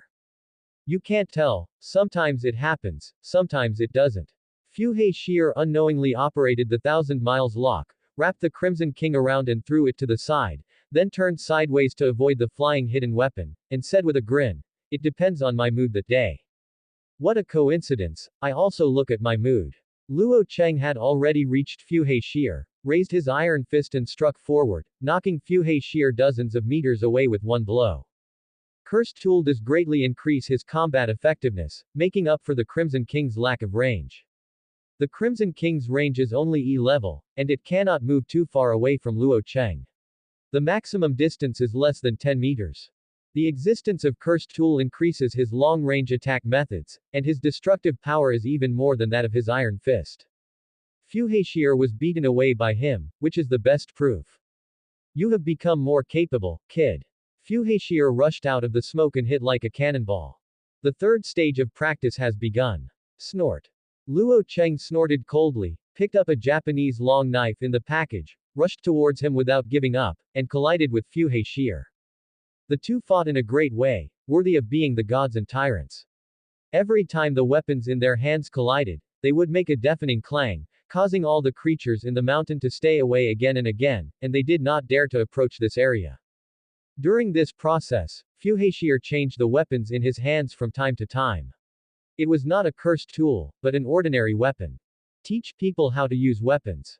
He will not. If you want to learn, use your own body to feel it.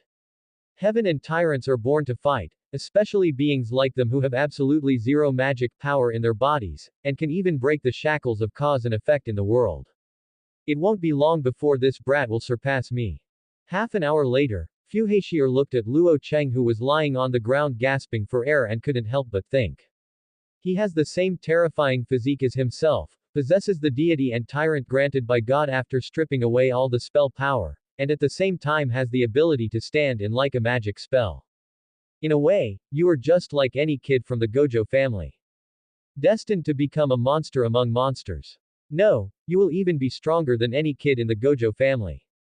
You are not bound by morality in the world and are freer than anyone else. Fuhashir also has a powerful feature that makes people feel very troublesome. He is not bound by anything, morals, ethics, laws, nothing can stand in his way. Not even his family can be his weakness. If someone threatens him with his family, I'm afraid he will kill them more simply and decisively. Luo Cheng, who had nothing, was obviously such a weirdo with no weaknesses in Fuhashir's eyes. Subscribe to Chinese Novel Audiobook YouTube channel. Chapter 12, The Value of Cursed Tool. The second day. 500 million, give me 500 million, and I will sell my children to you. What if he has no magic power or awakening spell like you? My son will definitely be able to awaken the spell. If he inherits the family's 10 shadows spell, I want 800 million. Ha ha ha ha, I will give you 1 billion if your son can awaken the family's magic. Luo Cheng would never even think of killing him. The purpose of this guy's appointment with the Zenin family leader this time was actually to pack up and sell his son. Then give me 1 billion, and then we can do whatever you want with me. Fuhashir said it without any nostalgia. The money will be transferred to your account soon, but don't expect to receive it all at once. If your son has not awakened the family magic by then, I will ask you for money. I'm afraid you won't give it to me. In the family, but no one has the ability to kill you. Zenin direct people, contemporary Zenin family. Jujutsu is unknown, his age is unknown, his hobby is drinking, it can be said that he is addicted to alcohol. He showed no resistance to Fuhashir's plan to sell his son to the Zenin clan. The big three sorcerer families attach great importance to the family's inherited magic, almost to a pathological level. If a child awakens the family's magic in the current generation, he will automatically become the next patriarch of the family. If no one in the current generation awakens to the family magic, then the strongest magician will inherit the family position. In other words, Zenin is the strongest Jujutsu master of the Zenin clan today, a first-level Jujutsu master. However, he is not in a hurry to welcome Fuhashir's son back now. Under normal circumstances, the age at which a child awakens and acquires a spell will be after the age of 4. If Fuhashir's son did not inherit any techniques, there would be no need to welcome him at that time. Whether to welcome back Fushiguro Megumi's son will have to wait until Fushiguro Megumi turns 4. What he is curious about now is Luo Cheng, who came with Fuhashir and is now sitting on one side like a normal person. If I remember correctly, this is your first time to bring someone to meet me. What's going on? Is this kid your apprentice? No wonder Zenin people don't care. He couldn't feel any fluctuations in spell power from Luo Cheng. This is very abnormal, because even normal humans will have tiny fluctuations in the power of the spell. Passers-by such as those around them will definitely be able to detect it as long as they feel it carefully. But Luo Cheng, no matter how he looked, he couldn't find even a trace of fluctuation in the spell power. There is only one possibility. Like Fuhashir, he is a natural person with zero spell power and the owner of heavenly restriction. Another Sky and Tyrant. Apprentice. Who knew that he came here at his own request? Ask for it yourself. Young man, what do you want from me? The man from Zebi looked directly at Luo Cheng, as if he wanted to see through him. He saw that Luo Cheng had not spoken from the beginning to the end. He always exuded an aura that kept strangers away. He was afraid that he would not become another Fuhashir in the future. Cursed tool, this guy said, I can get cursed tool from you. I see, you're here to make a deal with me. That's a lot of money. Did your master explain it to you? The master, he said, on purpose wanted to find out the relationship between Luo Cheng and Fuhei Xier. How much do you need? Luo Cheng did not respond because he did not know what the relationship between the two was. If you deny it yourself, the other party will not sell cursed tool. In addition, to a certain extent, Fuhei Xier can indeed be regarded as his teacher. Hearing this, the people from Zibi didn't ask any further questions and said directly, it depends on what level of cursed tool it is. If it is a special grade cursed tool, you must prepare at least 500 million before we can discuss business. If it were a cursed tool as special as Xier's, it would be worth even more. Do you have that much money? Fuhei Xier has a special cursed tool that makes all magicians fearful. Heaven's Rebellion. The effect is to forcefully cancel the activated jujutsu. Even because of the special nature of the Tenibo, Fushihei often uses the Tenibo as a shield to resist the opponent's spells. It can be called an integrated attack and defense. 500 million. It is indeed a price that makes people turn around and leave after hearing it. Today's Japanese economy has not yet recovered. The current 100 million can be used as 300 million or even more in the next 23 years. When I get enough money, I'll contact you. Both parties left their contact information, and after the transaction was completed, both parties had no intention of eating together and chose to leave. On the way back, Luo Cheng, who had been silent for a long time, couldn't help but ask, are you really going to sell your son to the Zenin family? What does it matter? He is a member of the Zenin family. In your words, I am helping him recognize his ancestors. That's nice to say. If the Zenin family was so good, would you have escaped in the first place? Even your last name would have been changed.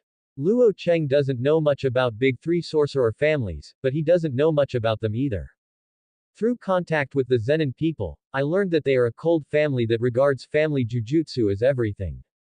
If Fushiguro Megumi successfully awakens the art after turning 4 years old, he will be taken back to Zenin's house and separated from all his relatives. Who knows what he will experience? He is my child, not your child. You don't need your consent to do what I do. Fushiguro scratched his hair irritably, and then added, he is destined to awaken the art. The 2 women from the Fushiguro family will only become a burden to him. Returning to the Zenin clan is the best outcome for him. It is impossible to say that there is no emotion. After all, it was the result of him and the woman he truly loved. It's just obvious that Fushiguro Megumi didn't intend to carry an oil bottle with him and send Fushiguro Megumi back to Zenin's house in a self-righteous manner. By the way, how do you plan to earn more than 500 million? Why don't you work with me now? Kong Xiu will introduce you to the job. Kong Xiu, a native of the peninsula, used to be a criminal police officer, but now he works in various major curse user groups, working as an intermediary and providing intelligence. From him, you can get almost all bounties. He is also Fuhei Xier's current main partner. I have my own methods. Luo Cheng has his own way and does not plan to get into the underground world of Jujutsu so early. Chapter 13, The Use of Epitaphs. Luo Cheng does not intend to be exposed to the gray areas of this world too early. He is not strong enough yet. He must have at least the combat power of a first-level Jujutsu master before he can step into this zone. If he wants to make money quickly, he has his own way. Epitaph. Despite missing the crucial time deletion, Epitaph provides little help to Luo Cheng in combat. But when it comes to making money, the ability of the Epitaph can play a decisive role. Luo Cheng soon parted ways with Fuhei Xier, who had just received a large sum of money from the Chibi people and decided to go gambling for a good time. It seemed that he would definitely not go home tonight. Speaking of home, do we still have a family? He is not from here, and none of Fuhei Xier's wives has ever regarded him as one of their own. Fuhei Xier, on the other hand, has completely given up on her. In his eyes, his current wife is no different from his other women who change every now and then. Just like what Fuhei Xier often talks about. They seem to be abandoned by this world. Withdrawing his gaze, Luo Cheng walked along the street. After about half an hour, he finally came to a large underground casino. Before he even stepped through the door, the unpleasant smell of tobacco hit his nose and hit his brain, making Luo Cheng frown. Hey, kid, you can't come here. Before the word, place, could be uttered. The two boys at the door were frightened by Luo Cheng's eyes and shrank back. Luo Cheng walked in without any hindrance, converted the last 10,000 yen he had into chips, and began to wander around the major card tables. There was no rush to end, but the ability to activate Epitaph was tested. A few dozen seconds later, the dealer's voice came, banker has 7 points, player has 4 points, banker wins. As the croupier announced that the banker had won, the gamblers at the table who had lost money sighed, and some even wanted to cause trouble in anger. But soon the eager gambler was subdued by the casino security and dragged into a back alley, never to come back again. Exactly what the epitaph predicted. Luo Cheng tested it several times, and the results were correct. So he sat down directly and waited until a new gambling round started. After all the gamblers had finished placing their bets, he flicked the only 10,000 yen chip he had on the table with his thumb. Kid, haven't you seen that this table has opened 8 dealers in a row, and it's still idle? Are you going to die? A man next to him dressed like a human and dog said kindly to him, and at the same time, his arm quickly pressed the chips to the banker. Gambling is a very evil thing sometimes, and it is possible to open more than 10 or 20 banker or casual games in a row. Luo Cheng ignored it and waited quietly for the dealer to deal the cards. The future that the epitaph can see is limited, only a few dozen seconds. This destined Luo Cheng to be unable to play horse racing, boat racing, and other large-scale gambling games. But these tens of seconds are just right when it comes to baccarat, blackjack, and betting on big or small. The banker has 4 points, the player has 7 points, and the player wins. Sure enough, after a while, when the dealer turned over the cards, Ieri won as he predicted. The 10,000 chips in Luo Cheng's hand turned into 20,000. As for the man with a gold watch next to him, he said, "Tisk, why are you so idle? I thought I encountered some evil tricks. Boy, you good luck." Luo Cheng still ignored it and silently activated Epitaph's ability. Banker 7+1, player J+9. It's Xian Sheng again. Luo Cheng held 20,000 chips between his fingers and threw it into the player's house very decisively. The result was that after the dealer opened the cards, his chips changed from 20,000 to 40,000 in one breath. Sure enough, it's idle. Boy, you made the right decision when you bought it from me. Brother, you have good luck today. Be optimistic, this game is still idle. Cousin Jin also bought Xian. After winning money, he didn't forget to chat with the girl next to him and Luo Cheng, asking them to continue buying from him. Luo Cheng followed up and invested all 40,000. This courage impressed Cousin Jin a little, because after Luo Cheng came to the table, every game was stud. He began to admire the young man. Young man, if you have the courage, buy with me, and I guarantee you will win a lot of money today. Luo Cheng was too lazy to pay attention to him and waited quietly for the dealer to deal the cards. The banker has 8 points, the player has 9 points, and the player wins. Look, I told you that if you buy from me today, you will definitely win money. Cousin Jin's dancing celebration attracted the attention of nearby gamblers. When the next round started, many people followed him and placed bets. Luo Cheng is also one of them. The result predicted by the epitaph is the same as the other party's bet. Moreover, in the next 8 consecutive rounds, Cousin Jin did not miss a beat. Luo Cheng's chips changed from 40,000 to 80,000, then from 80,000 to 160,000, then to 320,000, 640,000, 1.28 million, 2.56 million, 5.12 million, 10.24 million. In less than half an hour, Luo Cheng went from penniless to a multi-millionaire. Such a big movement naturally attracted the attention of the casino, and soon they replaced a croupier to test whether Cousin Jin was cheating. The result predicted by the epitaph happened to be opposite to Cousin Jin's prediction at this time. When dozens of seconds passed and the croupier opened the cards, all the gamblers behind Cousin Jin wailed. The continuous wins made these gamblers dizzy. Each bet was a heavy bet. In just one round, most of their previous winnings fell back into the casino's pocket. The casino now confirmed that the other party was just lucky and not a scammer. At this moment, a voice suddenly sounded in my ears. It's time to give me your chips.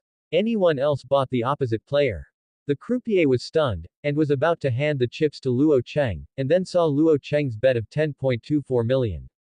Could it be that this kid is the crook? At this time, even cousin Jin was dumbfounded. He was shouting with passion, and in the end he only had a few 100,000 chips. On the contrary, Luo Cheng, who said nothing, won more than 20 million from the gambling table in the blink of an eye. People in the casino immediately focused their attention on Luo Cheng and opened the surveillance video and played it repeatedly. Didn't move at all, he didn't do anything except place the bet. The people in the casino looked at each other and knew that their casino had encountered a master today. Chapter 14. Casino ghosts are worried. When Luo Cheng's chips accumulated to 80 million, the people at the casino could no longer sit still and invited Luo Cheng to the office. The expected robbery did not happen, and the other party regarded Luo Cheng as a gambler with outstanding gambling skills. Especially Luo Cheng's age. He has such accomplishments at the age of 16 or 17. The casino believes that it is not easy for Luo Cheng to learn from him. No casino can afford to offend such a master of gambling skills, and he does not want his casino to be patronized all the time. After dealing with one person, who knows how many fierce people are behind him. Those who open casinos are most afraid of these gambling masters. They were very polite, served delicious food and drinks, and converted all of Luo Cheng's more than 80 million chips into cash. They also added more than 10 million to make up 100 million and sent them to Luo Cheng. The meaning is obvious. They hope that after Luo Cheng collects the money, he will never appear in their casino again. If Luo Cheng comes back next time after accepting it, they will drive him away without hesitation. And if Luo Cheng refuses to accept it, they will not be polite and will choose to take action, and the people behind the other party will have no reason to hold him accountable. This is the unspoken rule of the underground gambling world.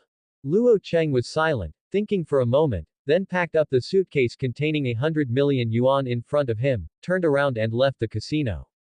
Of course, not all casinos have this awareness, and some people are not willing to spend money to buy peace.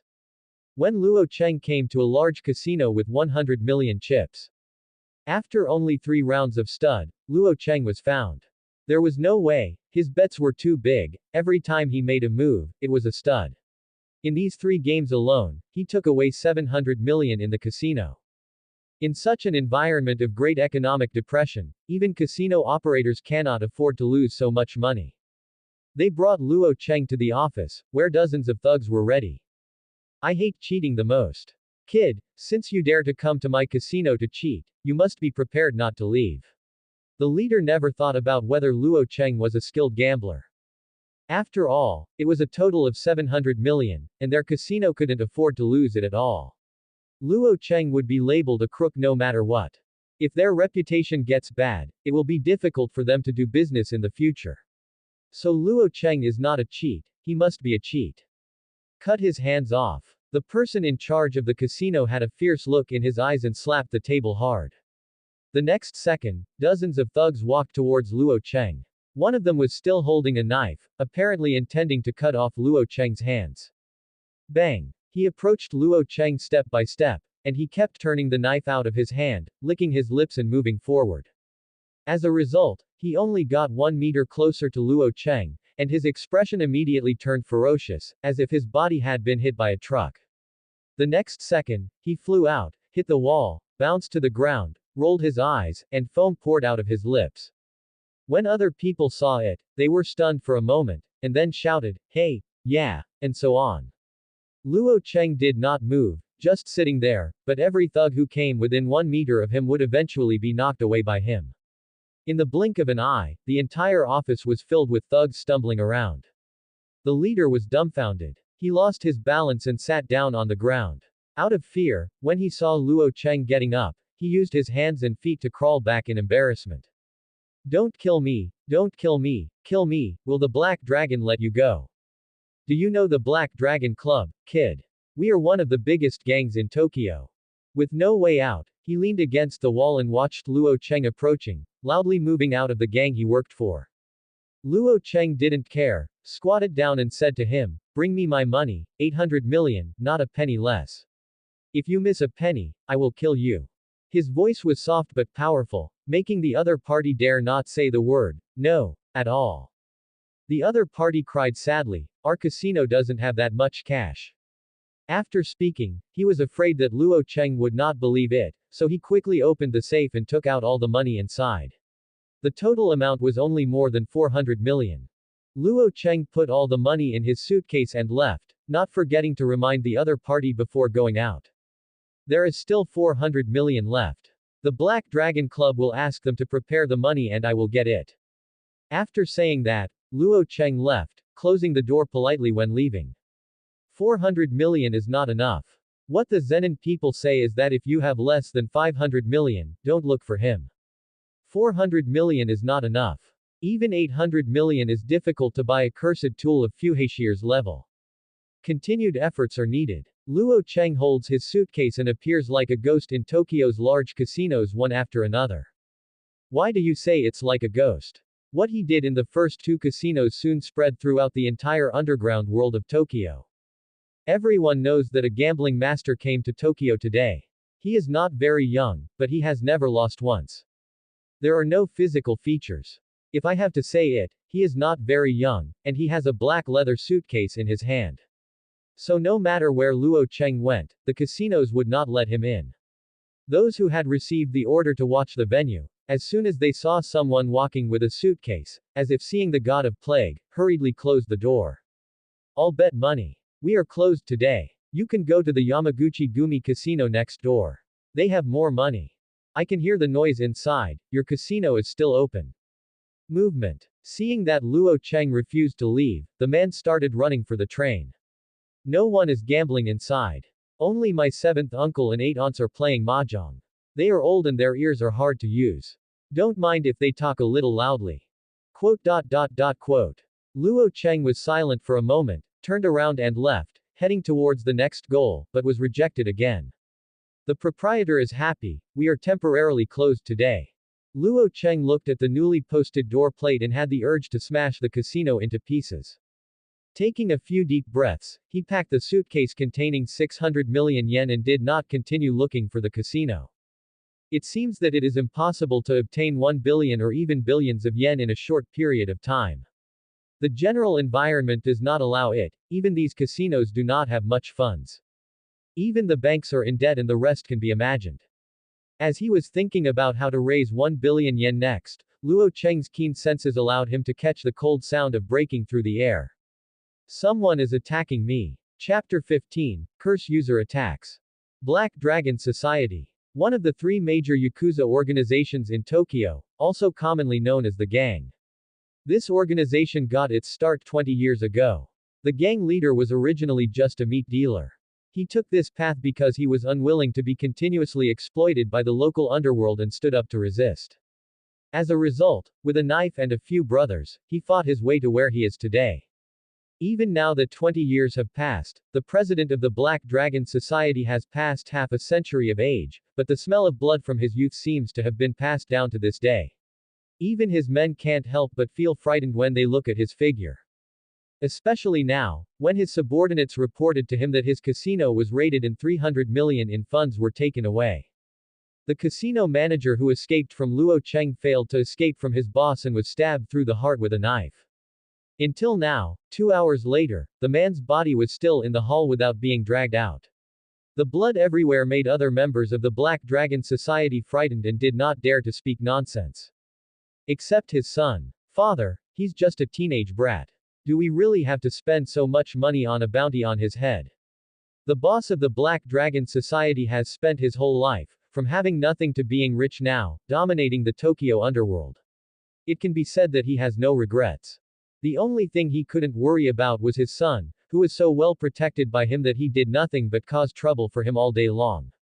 Now he is no longer what he was back then. Sooner or later, the Black Dragon Society will be handed over to his son to take care of, but he looks at his son with an expression like, he's just a kid. I'll take a few people over and kill him. He really couldn't bear to hand over the Black Dragon Society to his son. Did you listen clearly to Inoue's report? There were dozens of our people, and all of them were knocked away just 1 meter away from any kid. Do you know what this means? What? The other person is not an ordinary person. Yes, the president of the Black Dragon Society knows very well that this world is not as simple as it seems. There are many humans who have mastered extraordinary powers. And these are the people that the Black Dragon Society cannot afford to offend. If he is not an ordinary person, who can he be and have 3 heads and 6 arms? Yes, to us, those people have 3 heads and 6 arms. Having climbed to this position, it is not surprising that the Black Dragon Guild Master knows some things about the Jujutsu world. It's just that he doesn't know yet whether the other party is a Jujutsu Master or a curse user. Jujutsu Master is like Gojo Satoru, while curse user is a magician in the gray area. A simple translation means one good and one evil. They are both magicians, but the lineup is different. He judged that Luo Cheng was most likely a curse user. Compared to humans, the number of Jujutsu Masters is no more than that of pandas. They are usually either exorcising cursed spirits or on the way to exorcise cursed spirits. Extremely short of manpower. Those idiots are full of benevolence and morality. Like Spider-Man, it is their duty to exterminate the cursed spirit and protect mankind. Curse user is not. These people are not bound by morals and laws and can do anything. Just like the Awasaka Urliong he entrusted this time, he is an illegal person who enjoys killing human beings. But, even if this is the case, we have already spent 20 million on a bounty on the other party's head. Why do we still spend so much effort to mobilize 400 million in cash? Buy peace. The old man didn't speak again. The perspective returns to the other side. A sound broke through the air, and Luo Cheng was attacked. He dodged sideways, and with his super senses, the fatal blow almost missed his head. It's a dagger. Luo Cheng's expression condensed and he looked up, where there was a man in strange clothes standing there looking down at him. He seemed to be quite old, about 40 years old. He was wearing black tight shorts, a white short vest, an abdominal belt around his waist, and a mustache. He was looking at himself with a smile. Who? Luo Cheng looked directly at the other person, his expression calm, not afraid. Who? Who is it? Who is better? Of course the person who kills you. He first asked himself, and finally confirmed, his appearance was indescribably funny and cruel. Another crazy person, curse user. Jujutsu masters do not attack others without reason, they have their own set of laws. Any Jujutsu master who violates any laws or regulations will be personally judged by the top brass in the Jujutsu world. There's not much to say. Luo Cheng didn't intend to think about who put a bounty on his head. He offended quite a few underworld organizations this afternoon. The other party didn't hesitate, jumped down from the air, and swooped down with a half-smiling face. Bump. Luo Cheng dodged to avoid the attack, turned around and swept out with his whip kick, which was powerful and heavy at a tricky angle.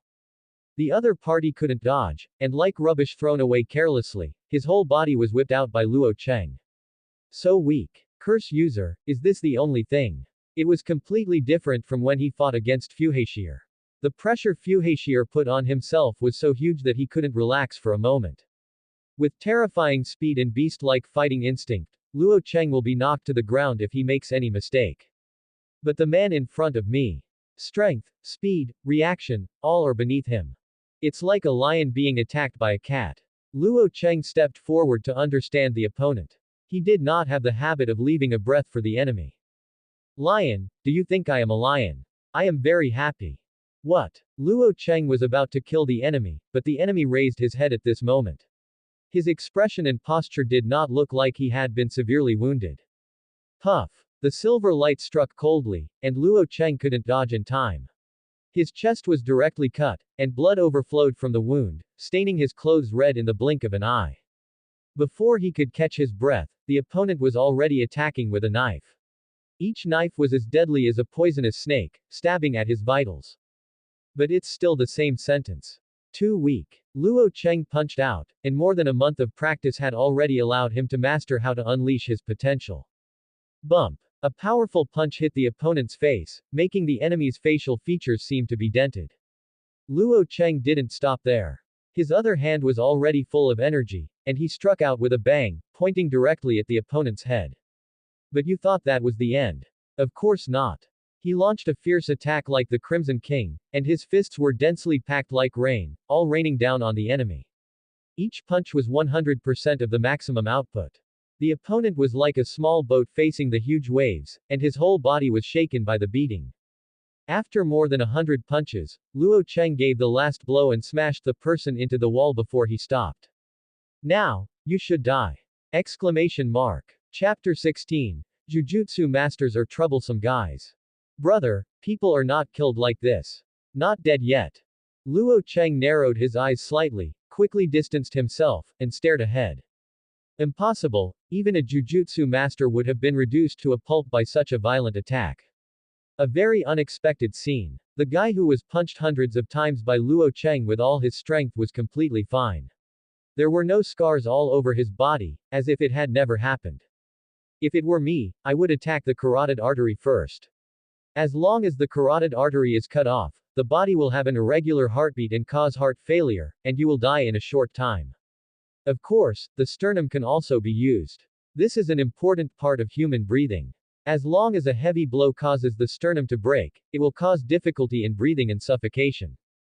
Well, but the easiest thing is indeed the heart. It only takes one hit to cause immediate death of a human being.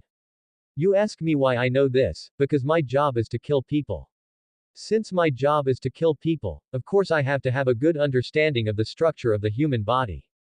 The expression on Awasaka Jiro's face remains unchanged, and his funny mustache always keeps a half-smiling face. He was one of the curse users who later collaborated with the Shibuya incident to deal with Jujutsu masters, and he is also a well-known murderer in the curse user team today. His whole body was blasted into the wall by Luo Cheng, and he crawled out bit by bit, while speaking extremely terrifying words in a calm tone. Jujutsu masters, they are really troublesome guys. Luo Cheng said to himself. This was the first time a battle broke out between him and a Jujutsu division. Fushiguro doesn't count, he is the Sky and Tyrant, not a Jujutsu master, more like a superhuman. However, even though it was his first time fighting a Jujutsu master, Luo Cheng understood that the prerequisite for defeating a Jujutsu master was to understand the opponent's technique. Invalidation of attacks, or simply ignoring physical strikes. Could it be such a simple warlock? It's unclear. His understanding of Jujutsu was concentrated in the books Fuhashir brought him. The limited amount of knowledge made it impossible for Luo Cheng to analyze the opponent's warlock. Then look for flaws in the battle. Bump. Luo Cheng stamped his foot on the ground and shot out like a sharp arrow. Looks like it d him off, Yoshi. My warlock is upside down. When I activate warlock, the stronger the attack that hits me, the weaker it will be, and conversely, the weaker it will be, the stronger it will be. So far, no one has ever been able to launch a counterattack that desperately dodges a blow. The more serious you are, the less likely you are to defeat me. Awasaka-er's conscience was pounding, as if Luo Cheng's body had appeared in front of him. Naturally, Luo Cheng didn't know it. He took a step 10 meters away and came to the enemy. The stormy attack consisted of his fists. But unlike before, his attack just now was relentless and he just wanted to kill the opponent. Nowadays, more observation is done during the attack. But there is no flaw at all, even if he deliberately caters to my attack, that is, his warlock has no limits. No, maybe it's not that there is no limit, it's just that I am not able to push his warlock to the limit now. Can't be wrong. The opponent's spell either neutralizes the attack or absorbs some type of spell. Absorption can be eliminated first. After receiving so many punches from me, his speed and strength did not change at all, so it is not an absorption technique. It's a technique that invalidates attacks, or the greater the output, the less damage you take. In short, just kill him and make the technique public. The technique is revealed, an invisible rule in the world of Jujutsu. In order to obtain higher lethality, magicians can make all their magic information public. In return, God will give Jujutsu masters more powerful powers, including heavenly restrictioners like Luo Cheng who were cursed at birth. The disclosure of the spell still has an effect on them. Karma, this rule, is everywhere in this world. Unexpectedly, the kid in front of me chose to reveal his technique at this time. Hey, you're not mistaken, I didn't feel the fluctuation of his spell power from the beginning to the end. Isn't he the guy who was cursed by heavenly restriction? If the technique is too complicated, I won't be able to handle it. Awasaka was startled in his conscience, but he immediately burst into laughter. There is no magic power in my body, and no jujutsu sense can detect my existence. In the eyes of you Jujutsu masters, I am a transparent existence. But, in return, my cell activity is 10 times or even dozens of times higher than normal, including my 5 senses, which have also been strengthened by heavenly restriction to the point where I can capture the cursed spirit without using my eyes. As soon as he finished speaking, needles could be heard in the alley, and even Awasaka Ariang couldn't help but show a very surprised expression. He was not surprised by Luo Cheng's ability, but he was surprised that this kid could actually talk about such a simple matter for so long. Is this how you reveal your technique? Ha ha ha ha ha ha ha ha ha ha. Awasaka Erliong suddenly laughed, laughing at himself for being stupid for doubting that the kid in front of him would pose a threat to him. Don't laugh at me to death. After all, it's just heavenly restriction. Guys like you are no different from ordinary people in my eyes. Really, but I am special. Ah. When Luo Cheng's figure disappeared, but his voice exploded in his ears. It was not loud, but it was like thunder in Erliong Awasaka's ears. How is it possible? Even if the disclosure of the technique has improved his abilities, the speed shouldn't be so fast. Could it be that this kid didn't go all out from the beginning? But it doesn't matter, as long as he's not a jujutsu master, as long as he doesn't have the technique, he can't break my inversion. Come on, kid. Awasaka Erliong suddenly turned around and put on a defensive posture, because Luo Cheng moved to the other side of Awasaka Erliong in just one breath. With his ghostly figure, Awasaka Erliong could only put up a defensive posture and had no time to fight back. As you wish. Luo Cheng suddenly swung his iron fist without any hesitation. However, a horrifying feeling suddenly surged from Awasaka Er's head to his brain, causing him to stand up on his head in warning at this moment, making him feel chills all over his body. Especially when Luo Cheng shouted, "King Crimson," a feeling of terror suddenly spread all over his body. Chapter 17, Balance. We were once free. Cursed spirits' activities are becoming increasingly active, and magicians are struggling to cope. As long as you are smart, you can easily make a lot of money without any restrictions. We, curse user, lived a free and willful life back then. Until that day, starting from the person I met. Gojo Satoru. On a sparkling lake, Awasaka Erliong and his agent took a small boat to meet on the lake.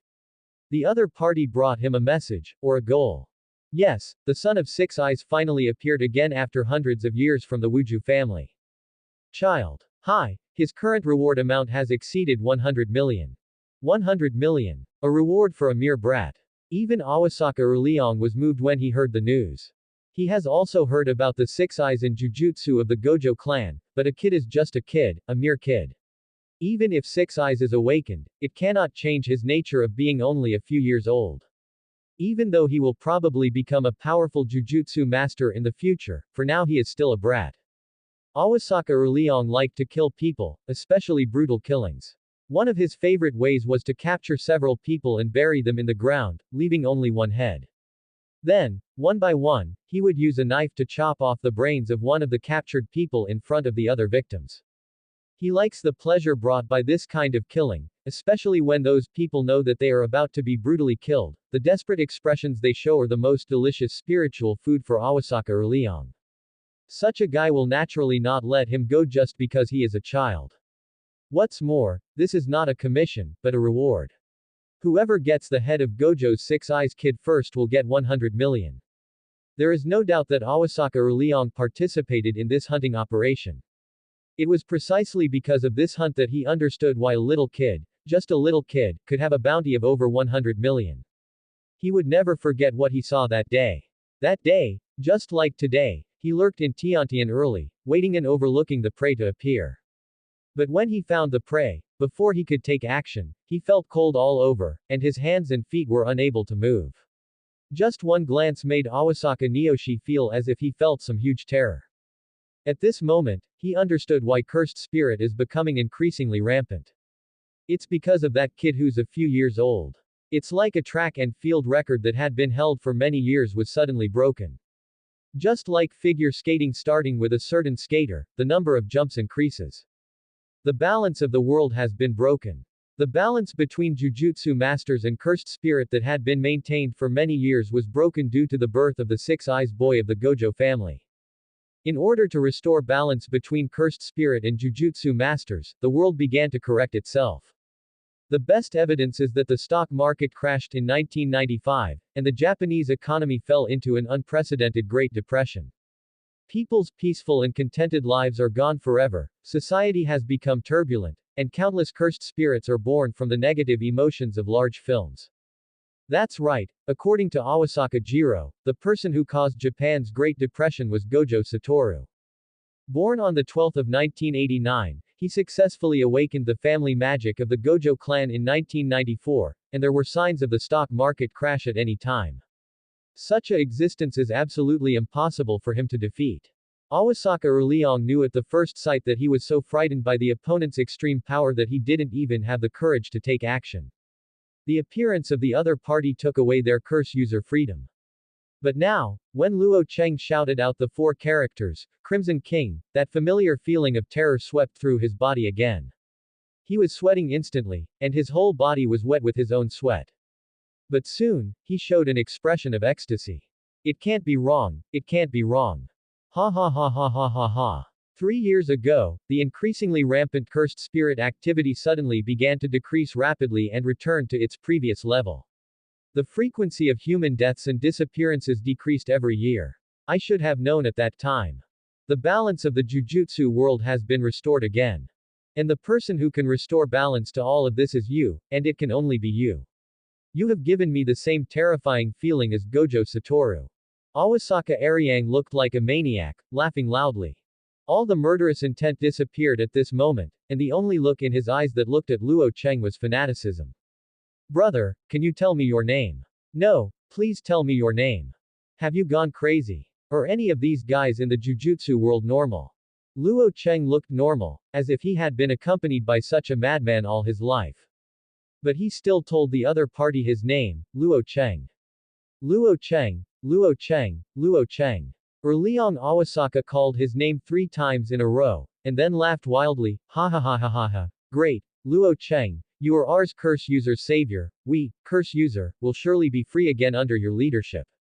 Now, kill me quickly and celebrate your birth with my blood. Hopeless. Luo Cheng didn't want to pay attention to this madman. The next moment, he controlled the Crimson King to attack together. He still didn't understand the effect of the opponent's technique. But he knows one thing, that is, the power of the Jujutsu Master's spell is not unlimited, and the opponent cannot always be in the state of Jujutsu activation. As long as you keep fighting, there will always be a moment when the enemy will be blown to pieces. Bang bang bang bang bang bang bang bang. Luo Cheng and the Crimson King fought back and forth, each swing of their powerful fists accompanied by a strong wind. Awasaka Erliong was caught in the middle. He was beaten so hard that his whole body twitched, as if he had been electrocuted. His whole body made the muffled sound of being beaten by fists all the time. The fist, which was invisible to the naked eye, was like a torrential rain, and a hurricane inexplicably hung up in the quiet alley. Just tens of seconds passed, and Awasaka Erliong's support was insufficient, and the magic power was blasted to dryness, leaving not a drop left. But he was not afraid. When facing death, he showed a fanatical smile, like a cultist who voluntarily sold his soul to the evil god. He turned his head hard and looked at Luo Cheng, but he only saw half of his face, most of which was covered by the Crimson King, see the cover. But those cold eyes seemed to be glowing with blood, and there was a surge of murderous intent. Just looking at him made the pressure increase inexplicably. This is what you are talking about, and only in this way can you liberate us curse users. Luo Cheng, you must kill Gojo Satoru. Puff. The Crimson King punched down, piercing Awasaka Erliong's chest before turning around and leaving. From beginning to end, he never asked the other party's name. The Crimson King disappeared and returned to his body. Luo Cheng picked up the suitcase next to him and walked out of the alley as if nothing had happened. If it weren't for the blood spilled everywhere on the ground, no one would have thought that the feared curse user Nero Asaka was actually killed by Luo Cheng. Subscribe to Chinese Novel Audiobook YouTube channel. Chapter 18. Encounter with Gojo Satoru. Jujutsu masters are all crazy. Luo Cheng walked out onto the street, more certain about this matter. None of the Jujutsu masters or curse users in this world is normal. Even Fuhashir has a strong antisocial personality, including himself, and there are some abnormalities. This gave Luo Cheng an additional understanding of how dangerous the world is. But Gojo Satoru, who the hell is he? Too many times, he naturally came into contact with the world of Jujutsu, a name he had heard many times. It was as if everything was guiding him to understand this person. No coincidence. Just as he left the alley, thinking about who Gojo Satoru was as he walked, there happened to be three young men in uniforms walking beside him. Contrary to him, they all had cheerful expressions on their faces. My stomach will protest every time I finish work. Let's go eat. Gojo and Sha Yu. Didn't you just eat a piece of bread and are you hungry again so quickly? Shoko, are you a big eater? You are the big eater. I am now in the most important stage of my life. How about eating more? The girl looked at her chest with some regret. Is the important stage of life referring to development? Now, Satoru, Shoko seems to want to become a very evil person. Is there any way you can help her? Gojo. Enlightenment. Gojo Satoru. Luo Cheng's eyes suddenly became sharp, and he immediately glanced at the high school student in the trio who wore sunglasses and had fluffy white hair. Almost at the same time, Gojo Satoru's six eyes noticed Luo Cheng's gaze, and turned back at this time, colliding with Luo Cheng's gaze. In an instant, the pedestrians on the street seemed to disappear, and they were the only ones left in the world. Hey, Satoru, what are you doing? Come on, it's time to go back to school. Ieri Shoko and Sha Yuji stopped curiously when they saw their companions stopping. Huh, okay, come now. Gojo Satoru trotted around to chat with his companions, but his six eyes were shining brightly under his sunglasses. Is this someone you've met before? He also wanted to ask the other party if he had met him before, but as soon as Shoko opened his mouth, the other party immediately turned around and walked away like a normal person. This is six eyes, such keen observation. It's like there are eyes on the back of your head. I'm afraid six eyes is not just as simple as analyzing unlimited spells, the other party's insight is a bit bizarre. I'm afraid it's a 360-degree view with no blind spots. Luo Cheng couldn't help but look back. It happened that the curious Gojo Satoru also turned back at this time and met Luo Cheng's eyes again. What's wrong, Satoru, is he someone you know? Sha Yuji noticed his companion's abnormality, followed Gojo Satoru's line of sight, and noticed Luo Cheng. There were some signs of fighting on his body, and he was holding a suitcase. Anyone who saw him would think he was a delinquent who left school early. No, I don't know, it just feels a bit strange. Gojo Satoru couldn't tell what he felt. It's just that there is a feeling in Mei that sooner or later she will see each other again. This time Luo Cheng contacted Gojo Satoru for the first time. I have a preliminary understanding of six eyes. Just like Naruto's Byakugan of the Hyuga clan, there is a high probability that it has a 360-degree field of vision, and its dynamic vision is likely to be far superior to ordinary people. In other words, even if his back is turned to his opponent, he can still clearly see his every move. Why should I care so much about his abilities? Luo Cheng himself didn't understand why he cared so much about the other party's abilities. Maybe he heard this name too many times and couldn't help but compare himself with the other person. Shaking his head, Luo Cheng walked into the bank and deposited all the 400 million in cash in his hand. Such a big customer directly alerted the bank manager, making the procedure much easier. When Luo Cheng walked out, he already had the bank's highest profile VIP bank card in his pocket. Black Dragon Club, let's take a trip. Luo Cheng has no intention of returning to the Fuhei family. He now understands Fushiguro a little bit. If Fushiguro Megumi follows him, it will only be more dangerous. From this point of view, that guy is not hopeless. It only took one afternoon for Luo Cheng to be attacked by a curse user. Fuhei Shier, who had been doing the murder for money business for a long time, had many enemies. Night. The home of the president of the Black Dragon Society. To say it is a home, it is more like a manor. Japanese style, it's very large and can easily get lost. At a glance, you can see from the outside that it is heavily guarded inside, with a thug standing guard at regular intervals. Luo Cheng was speechless and stepped in, but was immediately driven away by thugs. Go away kid, you are not allowed to come here. Boom. The man was knocked out. When the others saw this, they immediately surrounded him. Bang bang bang bang. These people were also beaten out. The remaining people saw it and did not dare to approach easily. Under their gaze, Luo Cheng did not move at all, and his hands never left his pockets. But all the members of the Black Dragon Guild who were close to each other were inexplicably knocked away, as if they had encountered ghosts. Luo Cheng is very decisive because he is not here to reason with the other party.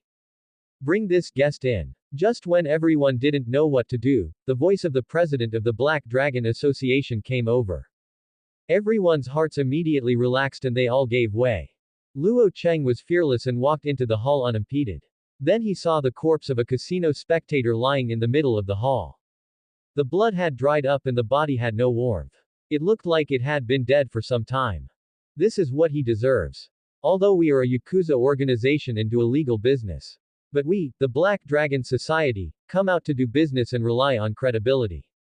He made a mistake and he should have such an end. In addition, these are the chips you won in our casino, little brother. They are 400 million in total. Every penny is ready. The president of the Black Dragon Society is very polite. Luo Cheng can come to the Black Dragon Club, their territory, which means that the curse user they sent has been killed.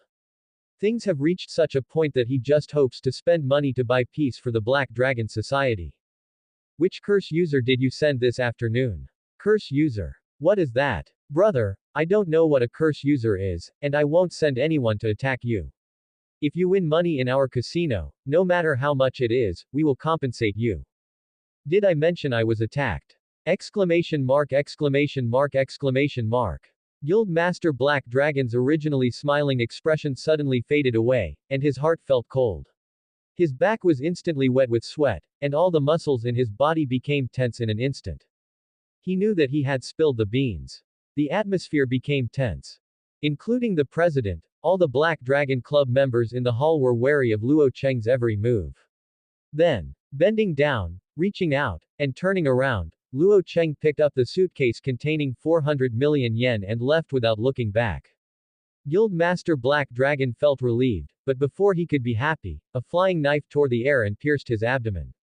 President. Dad. All this happened so fast, and they realized that Luo Cheng had made a move just before President Black Dragon covered his abdomen. Damn brat, take him down. Don't move. Guild leader Black Dragon stretched out his hand to stop everyone and said with difficulty, let him go. But, I said, let him go. He repeated again, they couldn't afford to offend a murderer like Luo Cheng. Although there were hidden wounds in the punctured abdomen, even if it was cured, he might not survive for long. But at least he survived, and this piece was considered purchased. Chapter 19, Special Curse Tool 3.5k. Luo Cheng is not sure that the other party is the mastermind behind sending the killer against him, but the suspicion of the Black Dragon Society is relatively high. After all, he really made too much money this afternoon, from 10,000 yuan to 800 million yuan in just half a day, and countless casinos were filled to the brim by his gambling. There are too many people looking forward to his death right now.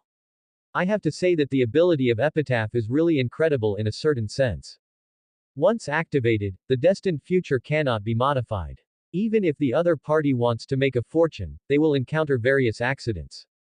There was even a croupier who wanted to activate a hidden device on the gambling table to shake the dice because he was cheating. As a result, he encountered a machine failure and was electrocuted half to death. With the money, Luo Cheng immediately called Zenin. Let's seal our deal. When the Zenin people heard what Luo Cheng said, people were in a state of being trapped. If Luo Cheng wasn't the kind of person who loves to joke, he would have thought that the other party was fooling him. He was talking about 500 million yen, not 50,000 yuan or 500,000 yen, but 500 million yen. As a result, the afternoon passed, and in the evening, the other party called me. Robbed a bank for you. Are you rich? 800 million. Phew. Zenin's neighbor spit out a sip of old wine on the spot. It's not 500 million, it's 800 million. This must be a bank robbery, right? What did you do this afternoon? Casino. Are you the afternoon plague god? God of plague. Luo Cheng was stunned for a while, thinking about what happened in the afternoon. When those casino spectators saw him, they ran to close the door, which seemed to be no different from seeing the god of plague. It's me. It's really you. In that case, come over tomorrow. The Zenin people gave Luo Cheng an address. No matter how Luo Cheng earned so much money, it wasn't just by robbing banks. Luo Cheng wrote down the address and stood at the crossroads with one hand in his pocket and the other holding a huge sum of 400 million yuan. The other party did not show any stage fright and came over with a smile. This is not like seeing a homeless child worrying about spending the night. My sister feels sorry for you. She was very familiar and took the initiative to come closer, her eyes revealing desire and greed. Seeing Luo Cheng's eyes on her, she immediately stood up and wrapped her arms around Luo Cheng's arms naturally. The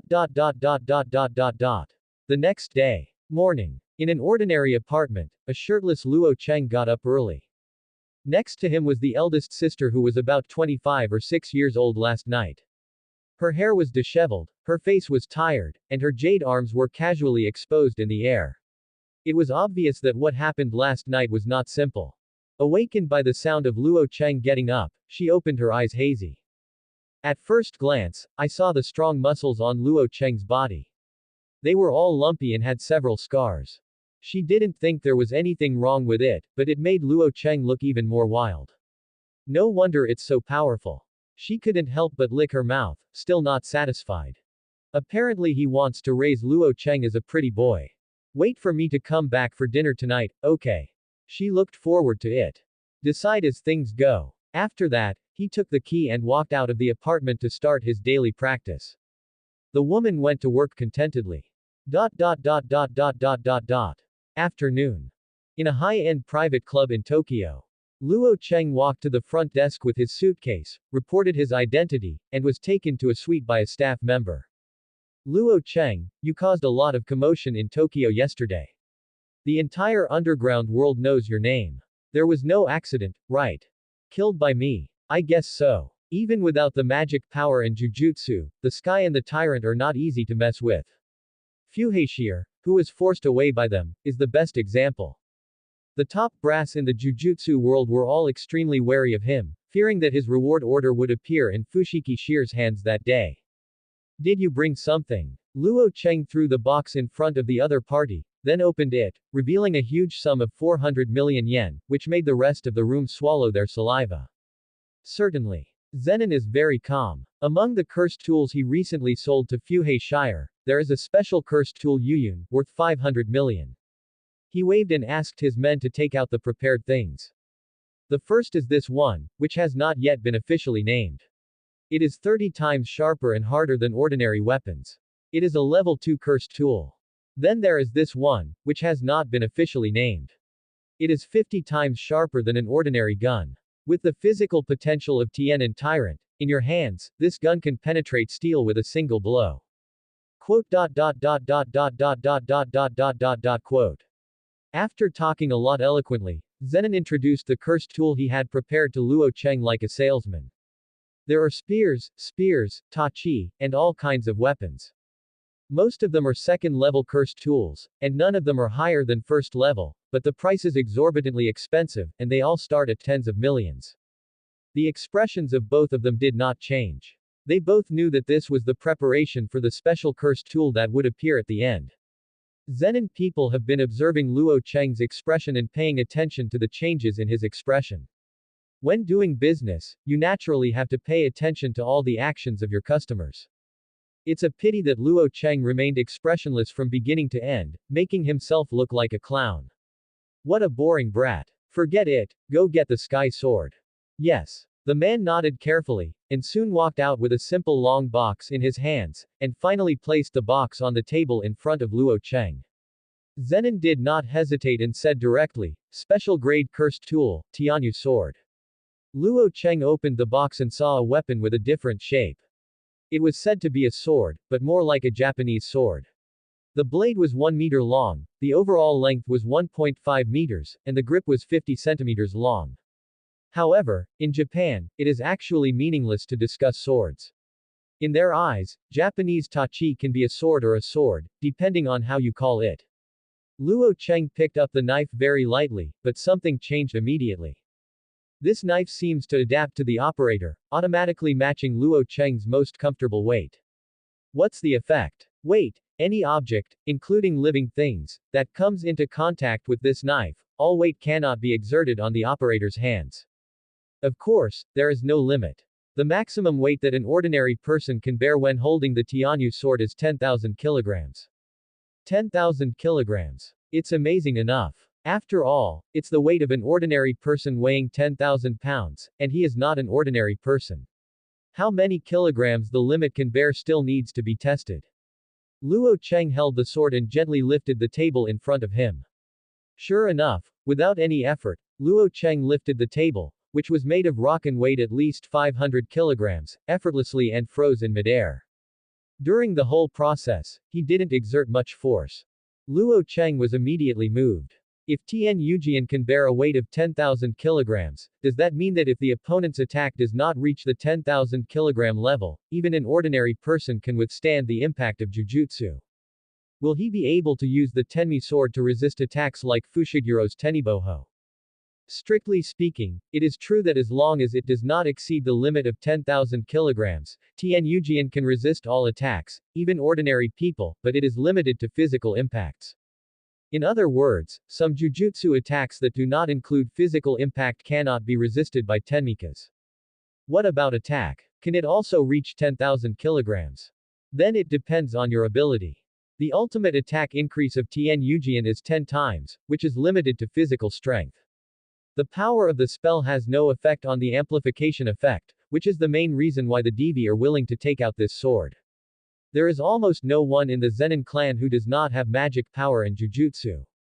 That's 100 kilograms, and the maximum force can only be 1,000 kilograms. To ordinary people, including jujutsu masters, the 10x bonus of Tian Yujian may seem very high, but in fact it is not as much as imagined. It has a limitation, physical strength, and does not receive the bonus of jujutsu. Luo Cheng has no such concerns. He does not have the blessing of magic power. This is the most suitable weapon for him. Enough. With his current arm strength, he could hit hundreds of kilograms with a single swing. 10 times the amount would be a slash of several thousand kilograms. And as his physical potential is explored step by step, this number can continue to increase. Luo Cheng grabbed the knife and swung it down very casually. The moment Tian Yujian touched the stone table, the tenfold increase suddenly broke out, and the stone table struck by Tian Yujian exploded instantly. Yes, it was not split, but exploded. The stone table weighing hundreds of kilograms could not withstand such force at all. It was shattered before it was split. It's an out-and-out monster. It can even shatter a 500 jin stone table. This sword probably has a force of 3,000 kilograms. Even if you are a jujutsu master, if you use the power of magic to bless yourself, it will be difficult for you to withstand such a heavy blow. Even the head of the family, Zenin, was shocked. Even if he could withstand a 3,000 kilograms of slashing blow without being cut in half, his internal organs would be shaken out of place. You must know that this is not Luo Cheng's full strength, but just a casual blow. If he uses all his strength, conservatively estimate, the opponent's one-arm strength is close to 1,000 kilograms. If increased by 10 times, it will be 10,000 kilograms. However, using a special grade curse tool to befriend a monster with unlimited potential is a good deal. At the very least, if this kid engages in curse user activities in the future, he will give himself a bit of a bad reputation and avoid the Zenin family as much as possible. Plus Fuhashir's tribe. In this way, Zenin's group is equivalent to avoiding the two most powerful curse users. I want this knife. How much does it cost? If you want this knife, 800 million won't be enough. But since your kid likes me, I'll only charge you 800 million as a way to make you my friend. Luo Cheng frowned slightly. He didn't want to owe the other party this favor, but with the other party's current attitude, if he didn't owe him this favor, Tian Yujian wouldn't be able to take him away. It's not a matter of how much money. Even if he brings 2 billion over today, the other party will just say it's not enough. Okay, I've done this deal. Luo Cheng was very decisive and threw the 800 million yuan that was still not warm to the Zenin people. Refreshing, ha ha ha, we have completed another big deal. We should celebrate. Brother Luo Cheng, come and have a drink with me. Zenin people always believe that wine bars are the best place to connect people. Every clink of glasses can make the relationship between them one step closer. Luo Cheng said that the business was not over yet, so he took out the concealed weapons he carried with him. Can you make me this type of flying knife? It should have strong penetrating power. Isn't this the weapon of some kid from a high school? The Zenin recognized this throwing knife is coming from a second-level jujutsu master in the high school. He has memories because he got them from them. Could it be that the other party has been killed by Luo Cheng? Chapter 20, Above the Jujutsu World. Luo Cheng was very decisive and threw the 800 million yuan that was still not warm to the Zenin people. Refreshing, ha ha ha, we have completed another big deal. We should celebrate. Brother Luo Cheng, come and have a drink with me. Zenin people always believe that wine bars are the best place to connect people.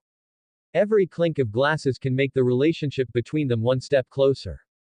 Luo Cheng said that the business was not over yet, so he took out the concealed weapons he carried with him.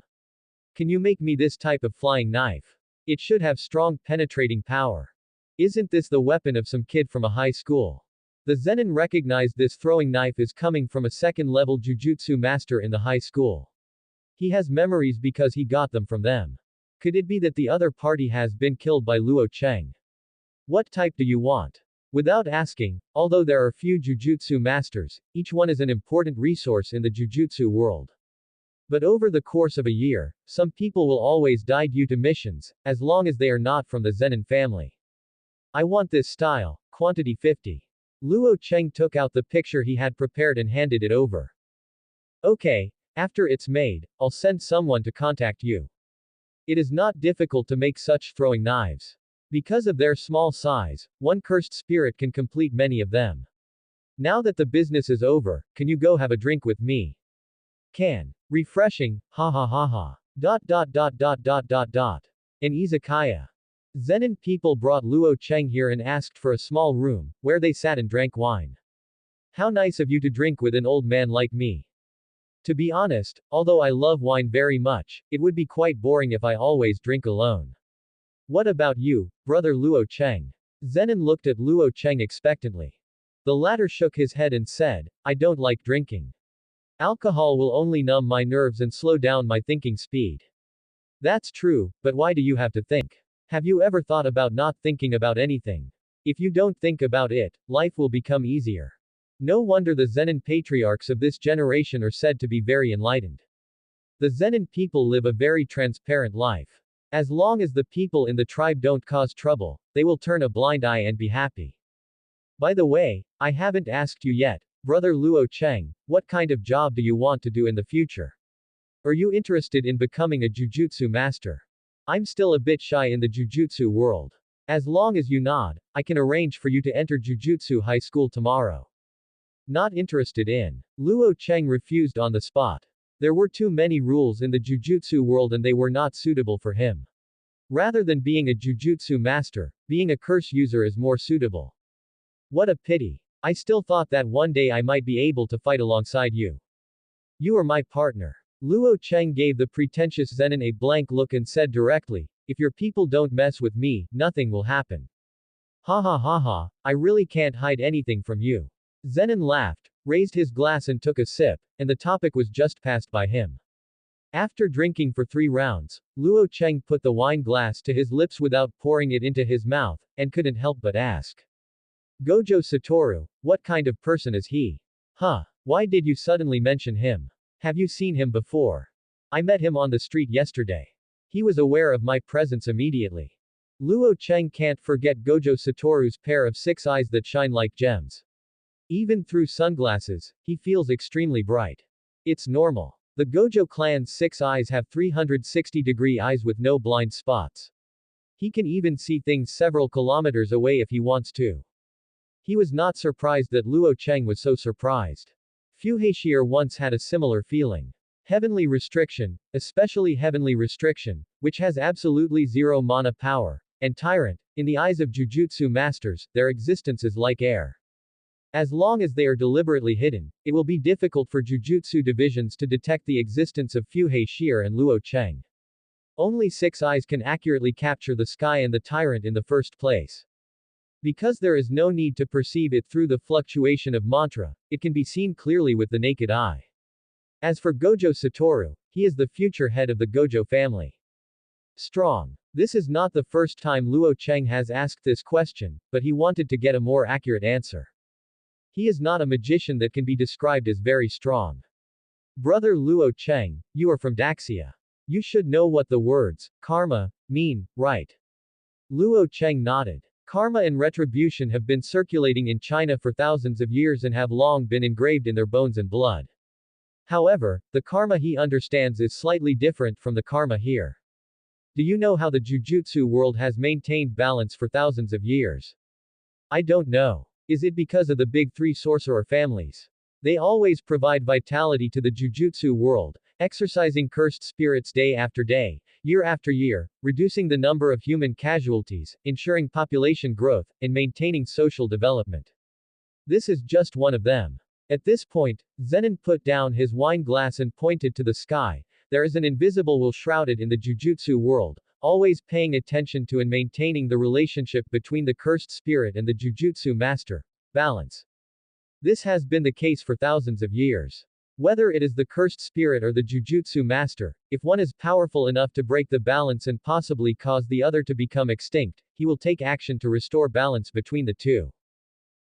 The way of heaven. Or is it God's will? This is the first time Luo Cheng has heard of such a thing. The water in the Jujutsu world is much deeper than he imagined. So, what does this have to do with Gojo Satoru? Did you know about the stock market crash in 1995? There is some understanding that this directly caused Japan to fall into an unprecedented economic depression, from which it has not fully recovered to this day. Yes, but in fact, the stock market crash started at the end of 1994. It was only the government's intervention that delayed the crash to 1995. In 1994 was the time when Gojo Satoru successfully awakened the Gojo clan's unlimited technique. He listened to what the other party meant. The turmoil that affected Japan's economy was caused by Gojo Satoru. Because he broke the balance of the Jujutsu world. Good. Zenon spoke solemnly. In his long life, this was the first time he had encountered such a thing. This means that the next family of the Gojo family has the potential to completely eradicate the cursed spirit. Thank you for watching. Continue exploring the fascinating world of Chinese novels with us. Hit that subscribe button on Chinese Novel Audiobook to stay updated with our latest stories, and never miss out on a great listen.